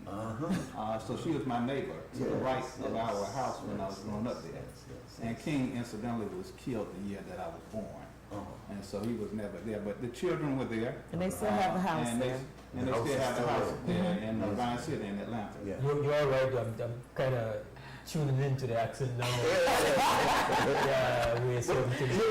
The question I really wanted to ask is, I wrote a document 20 years ago,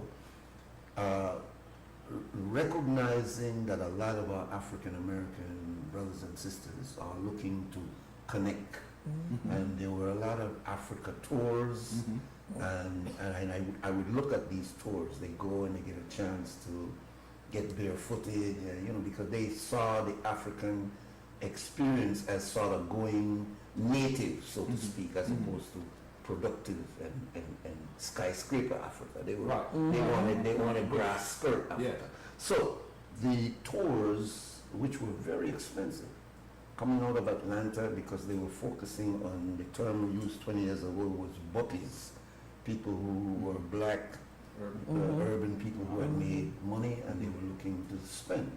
The tours were also going to Jamaica. So I wrote something to try to get some investment to say that what you are looking for can be found in Belize. If you go to the Garifuna experience, you get that whole Africa experience. You could experience that almost as if you were on the continent. But then you also have the Maya experience, you have the East Indian experience. You got the flora, the fauna, you have the time that you could spend on the beach, you have the time that you could spend inside. It was a great idea, I didn't get the money for it. But I'm saying that when I see you now as African Americans coming down, it reminds me that there's so many African Americans that are looking for that heart experience with Africa. Absolutely. And they think I got to pay $2,000 or $3,000 to go that far, when you only need $600 to get to Belize. So that's PGTV on the screen. We visit PGTV too. You actually got Will's Mrs. Yes, Ellen. Yes, she's the manager. Okay. PGTV. Yes. So to your point, there is interest there certainly. I think that persists among African Americans in terms of a desire to connect to the mainland, to Africa, and to other places throughout the diaspora. And so I've personally been involved in taking students back to the continent. We've had students from my current university, North Carolina Central University, actually just maybe a month or two ago, who actually came to Belize. I have a colleague who has been here as well. And so I think, we are looking for those experiences outside of the U.S. where we can reconnect with brothers and sisters throughout the diaspora and to see how they are living, and also look for opportunities to engage with them. Yes. Right? And there's also economic opportunities there too. But when I listened to the list of places that they were visiting under the guidance of Sister Yaya, I'm saying this is the package here. Yes. It's a package that will last for a number of days and will give you a complete, total human experience, not just the African experience, but a broader. I can't think of a better tour guide to experience. That's what I said. Yeah. Let me tell you that it's not a long list of Sister Yaya's waiting to give that tour. So you guys definitely hit the jackpot. Absolutely. But kind of yes, I think I was going to touch a bit on the fact that it's not just when we think about African Americans and their travel preferences, here in Belize, we generally think of tourists over the years mostly as being white. Like when you would go to Cancun, you would see a strong showing of African Americans traveling to Cancun, even in Tulum. You see it in Jamaica, and we've been to all of those places. Yes, and so so it's like Belize is like not really on the radar as yet. Exactly. But I think it's going to happen. We're starting to see like more than before. Yes. And we're actually starting to see, I think, over the last 10 or 15 years or so, more are looking for opportunities to invest, and this is a great thing because we know that there's been some challenges with the African American community and the Caribbean migrant community. It's not always been as close as we should be. But we're working on it. That's amazing. Dr. Jackson, Dr. Sheila Jackson, you know that you've been quiet. So I got to call you out now. Okay. And get you to speak to, what you think about the experiences you've had over the past, and the many experiences you've had, and what would you say to, or what will you say to colleagues and peers about the experience and about looking at Belize as somewhere to travel to? What about the school that we visited? Oh my gosh. Okay, so the highlight, I think, for me of the entire trip was visiting the school. Community. Yeah, School. yeah, and Yaya put me on the spot because she made me teach a lesson.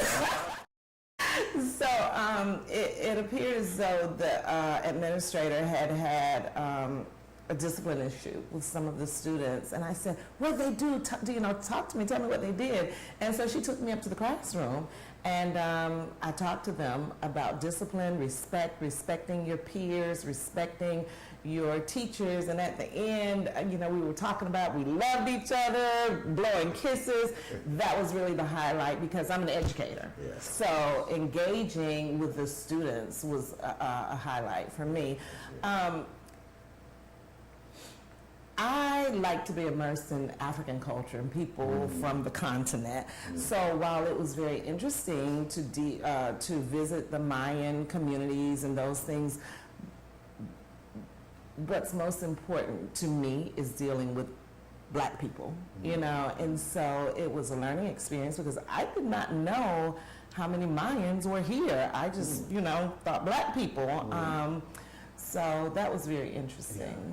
And what do you say to your colleagues, your peers, when they ask about Belize as a place to travel? Oh my gosh, I've been promoting it since we left. My children, I have a 24-year-old and a 26-year-old, and because of what we've been sharing with them, she's like, "Oh, I wish I was there." So it is very similar. We've been to Africa several times, and we've stayed for lengthy periods, up to a month.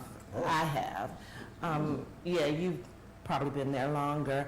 And it's a similar experience. So if you want to connect, if you want a true African experience, you can also come to Belize for that. Indeed. You can also connect with... That was my point. Absolutely, absolutely, because I'm feeling the same way in Belize that I felt in Africa, in Ghana, in South Africa, Botswana, Namibia, same kind of feeling. Yeah. Same people. Yeah. Same thing with Jamaica. Yeah. As well. I mean, the connection is certainly there. And I did not feel that in Mexico, in Cancun. It's a difference. There's a connect. Yeah. There's a connect. Yeah. And I think it should be promoted. I think Mr. Mala and others in the tourism area should recognize this is it's wealth untold. What my 2 cents would be, and that's why it's very distinct, your engagement in Belize with African people, with Yaya, will be different from any other person. Yeah. What I don't want to happen is for them to commodify the African experience in Belize. Because our culture, most of the other groups of people in Belize, the culture is performance. Yeah. It's not about, I am an African person not because I was born in Africa, because Africa was born in me, and that I live this every day, and that you all are my brothers and sisters, not just to say it, but we live in community. Most Belizeans may not identify as Africans, some may identify as Black. So I don't adhere to the Ministry of Tourism thinking this is a package I personally would burn that out. This is, of course, I would like for it to be an opportunity for WUB Educational Foundation, for it to be a income earner for us, but to overstand it. I'm not looking to take a tour bus.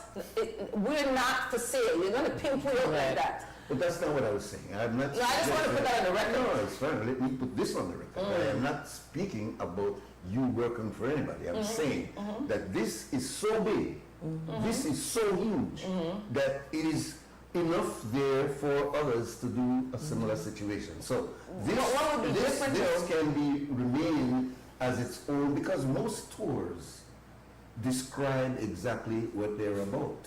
So if the tour that Yaya or her colleagues are putting together, it can be very specific what you will get out of this tour. What I'm saying is that you have some people who are not necessarily interested in that. But they still want to come to a place like Belize. So it's important because these are revenue earners to expand and to develop our country, and that's what I'm talking about. So I'm not in any way suggesting that this ought to be co-opted by the government. No, Correct. But I think one of the experiences we walked into was the Mango Fest in Hopkins. Yes. That, people were just out listening to music. We have festivals like that all the time in the U.S. and around historically black colleges and universities during football season. It was a very festive atmosphere, great food. And that's what the young people like. They like to party and they like to be on the beach. So we did all of that. I was about to ask, did this tour, because I didn't see, was there some salt in that? Was there some 100% said they did get to do a dip, and they food night there. They got it in water. I've been healed. Absolutely. Well, we're glad you are having this moment on WB as a part of your quote-unquote Yaya tour. And indeed, there's not, while we joke about inviting, no, Sister Yaya is probably on a very short list that can make such an accommodation. So you have to understand that we actually this was just kind of, I said, let's go and meet and greet on here. And so, we are definitely delighted that you guys have had a positive experience that you've given us a chance and that, as we know we would, fulfilled your expectations. Again, we bear no responsibility for the fact that you're going home tired. You should have a vacation after vacation. You guys knew who we were getting. We did. So we understand that, but we are very honored that you came by. And the one thing I would say is that, and we hope in the future we could get you on here in your professional capacity, because definitely while we have shared with you what we've had to offer, we know that you guys have a lot to share with us, and that your areas of expertise and knowledge are areas that we need to be able to tap into. And I think that's a part of the benefit of bridging communities and bridging people, bridging people of African descent wherever we are, with those who are in the United States of America, because that's, after all, as we call it, that's the empire, no? So for better or worse, it's the empire. And so there's things that we can definitely learn and share in. Well, thank you so much. This was a great opportunity. We thank you all for having us. You're the one that's honored. We're honored. Yeah. Appreciate it. Mr. Yaya? This is how it should be. As African people, we should have the opportunity to connect, and Moses is going to cringe right now. And I keep bragging, right, because we have a right to brag, that we're the only media house in the region, a Mandela newspaper, 55 years, Pearl Radio, 35 years, XTV, 21 years, I believe, this year. It'll catch on. And it's because of that, in the region, a great sacrifice, that when we connect with African people globally, that beyond this moment, this will be documented and recorded, and I will share it with people, and they will share with people, because that is what it's about. It's about that we're still here as African people when that was not the intention, that we're still able to connect, we can dream, hope, share our struggles, our joys, that we're still here. And we rate that. And people like, when you go to a historically black college or university, you're not just a number like when you go to a traditional white institution. You really become a part of an African family, a community. So decades later, you stay in contact with people. I can't access certain information that they can access as professionals. And so I really encourage people to stay true to yourself, to the people who came before us who are living, and the unborn. Give thanks. All right, we take a break. We'll be back with more Thursday WUB WUB Morning Vibes. Nando's Wholesale is your market leader in Belize's wholesale industry when it comes to high-quality products at the most reasonable and competitive prices. With over 40 years in the wholesale business, Nando's Wholesale embraces the partnership of the hotel industry in Belize by providing world-renowned brands in wines, seasonings, condiments, and cleaners in industrial sizes, as well as small and large kitchen appliances and equipment. Nando's also takes pride in providing one of the quietest and most durable air conditioning systems in Belize with technical support and spare parts. Nando's Wholesale. Professional, reliable, effective, and prompt. Nando's Wholesale always delivers. Visit us at www.nandos.bz or send an email to nandos@nandos.bz. Or, even better yet, give us a call today at 222-500 or 280-8080 to speak to one of our sales representatives today.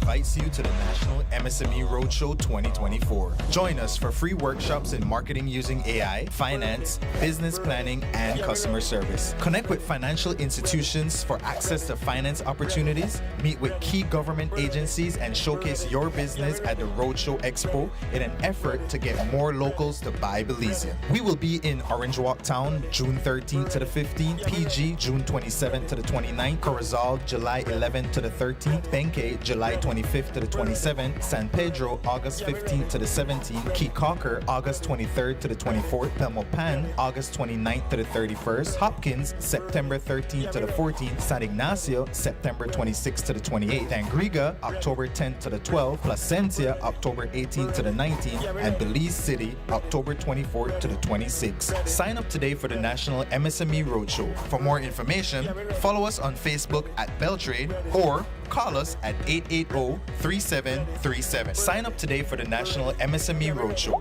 Let's get your business on the road.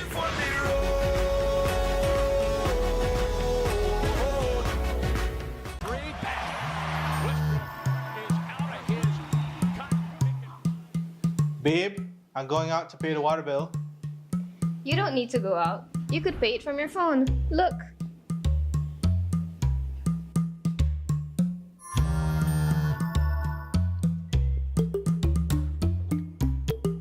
Babe, the credit card bill. I'll go pay it. You can also pay it with your phone.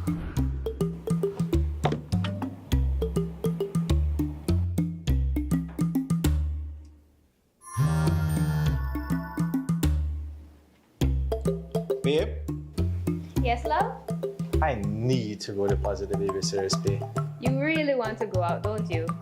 It's okay. I will make the transfer and you go play ball. With Atlantic Bank Mobile, your personal banking experience is easier and more convenient. Bank your way with any of our digital channels and save time for what matters most. Atlantic Bank, building the future together.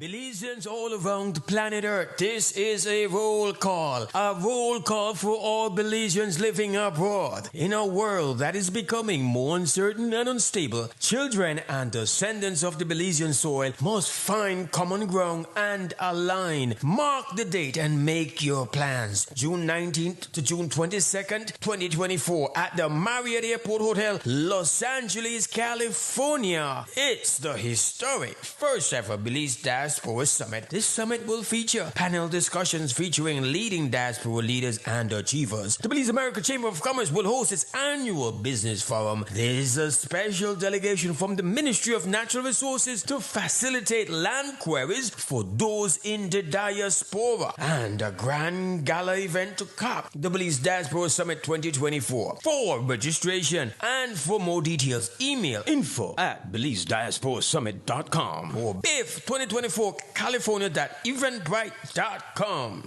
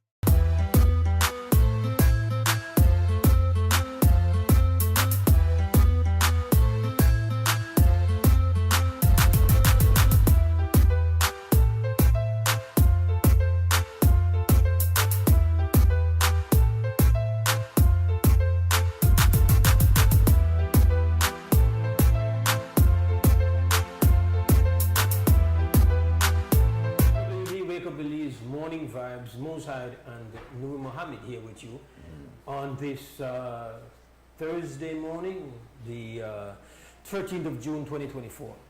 And we just had a break from where they say the break from hostilities, not really, but just break from where they say the heavy, and so that was a good break. break. It was a tour away from the usual into the possibilities. Yeah, we did a little tourism business just now. But you know, deeper than that for sure.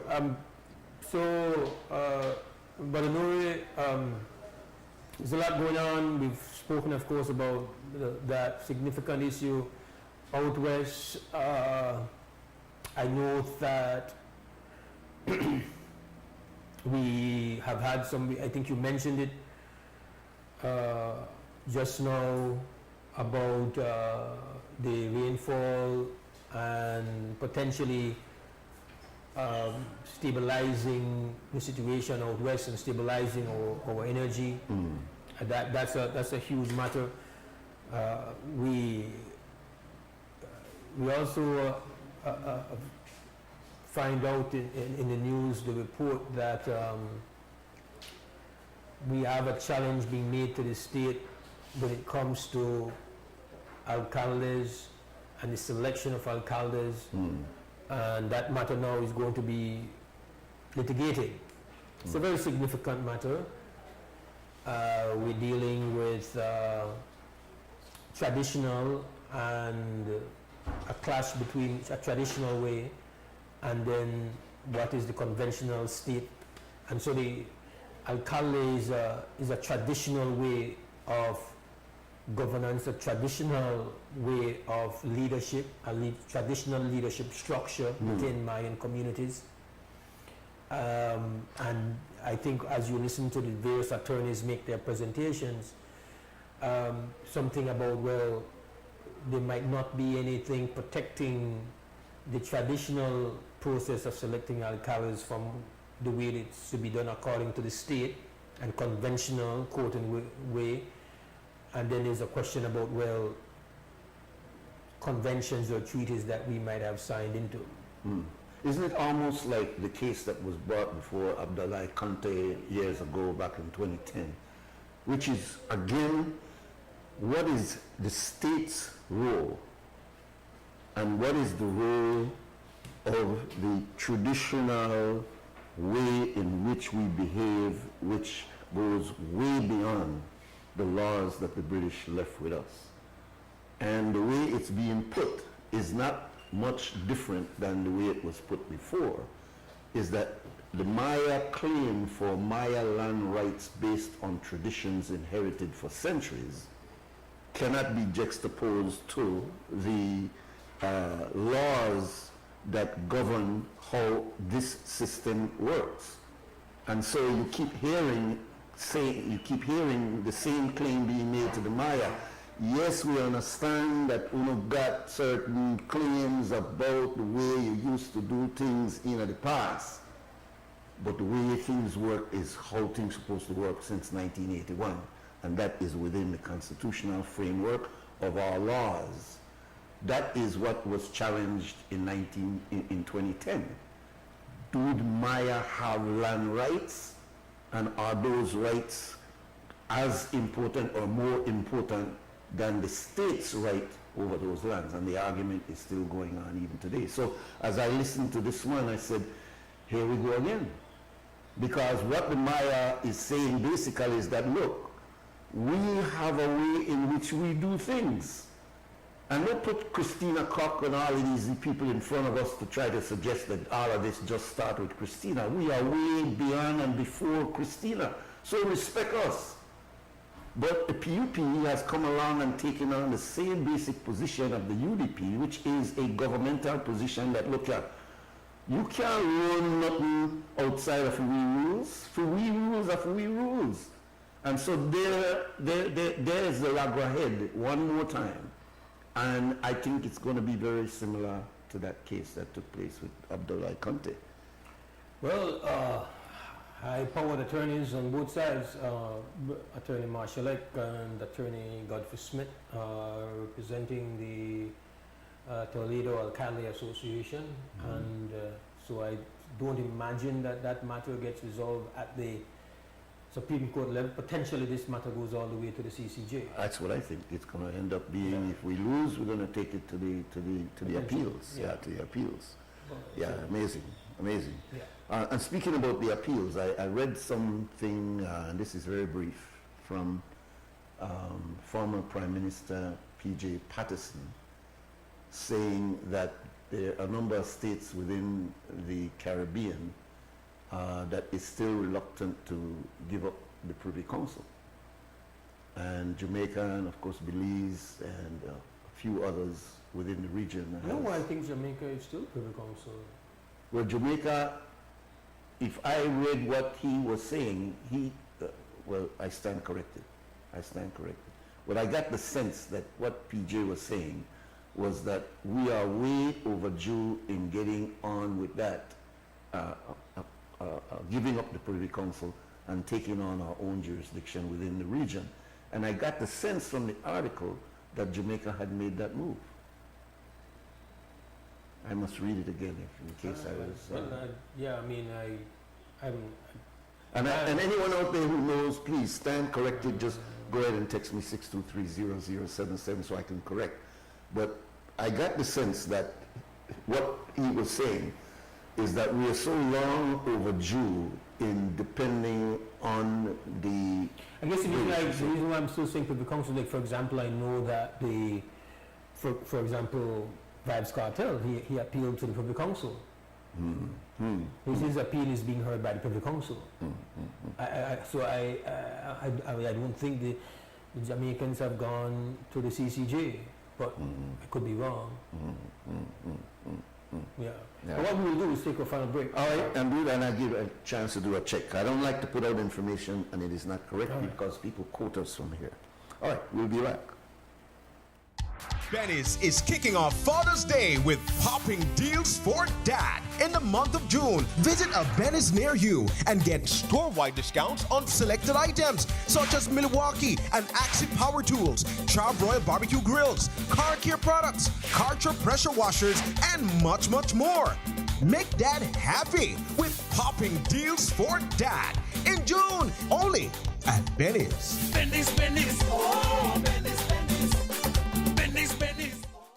Belizeans all around the planet Earth, this is a roll call for all Belizeans living abroad. In a world that is becoming more uncertain and unstable, children and descendants of the Belizean soil must find common ground and align. Mark the date and make your plans. June 19th to June 22nd, 2024 at the Marriott Airport Hotel, Los Angeles, California. It's the historic first ever Belize Diaspora Summit. This summit will feature panel discussions featuring leading diaspora leaders and achievers. The Belize America Chamber of Commerce will host its annual business forum. There is a special delegation from the Ministry of Natural Resources to facilitate land queries for those in the diaspora, and a grand gala event to cap the Belize Diaspora Summit 2024. For registration and for more details, email info@BelizeDiasporaSummit.com or BIF 2024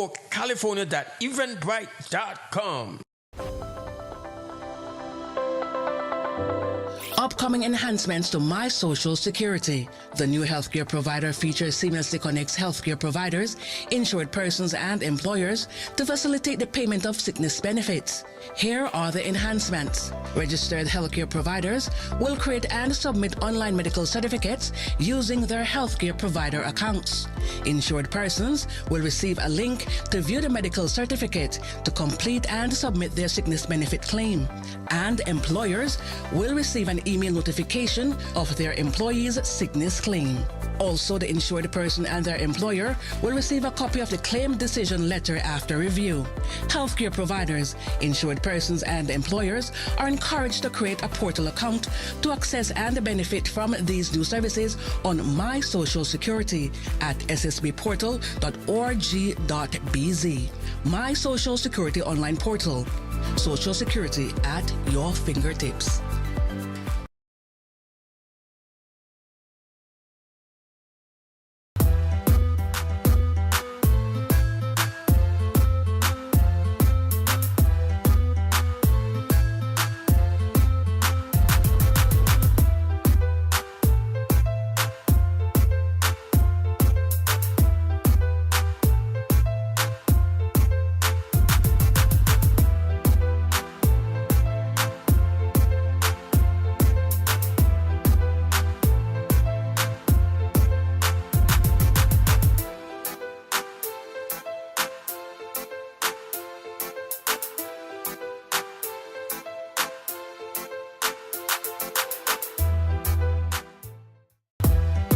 welcome back. WB is done for the day, but not done for the week. It's tomorrow, and it's going to be Brother Noe, and it's going to be Sister Katie, and they're going to be having all the fun tomorrow. Yes, inshallah. Along with you guys. Yep. You guys better be here.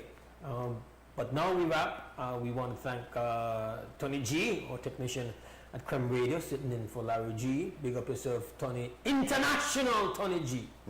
Now play. Get him money full title. Yes, man. You know? And also we have the glue, Mr. Cliff Lewis. We've got our MCO controlling things on the inside, JD Mackenzie, Brother Noe, always great, linking and participating in this conversation. And to you guys, most important. I mean, if they're not one, then they're not we. Yeah. That's how we work. On behalf of the whole crew and family here at Creme Radio and XTV, we want to say to you guys out there, stand strong, stand firm. For now, we gone! Wake up, believe.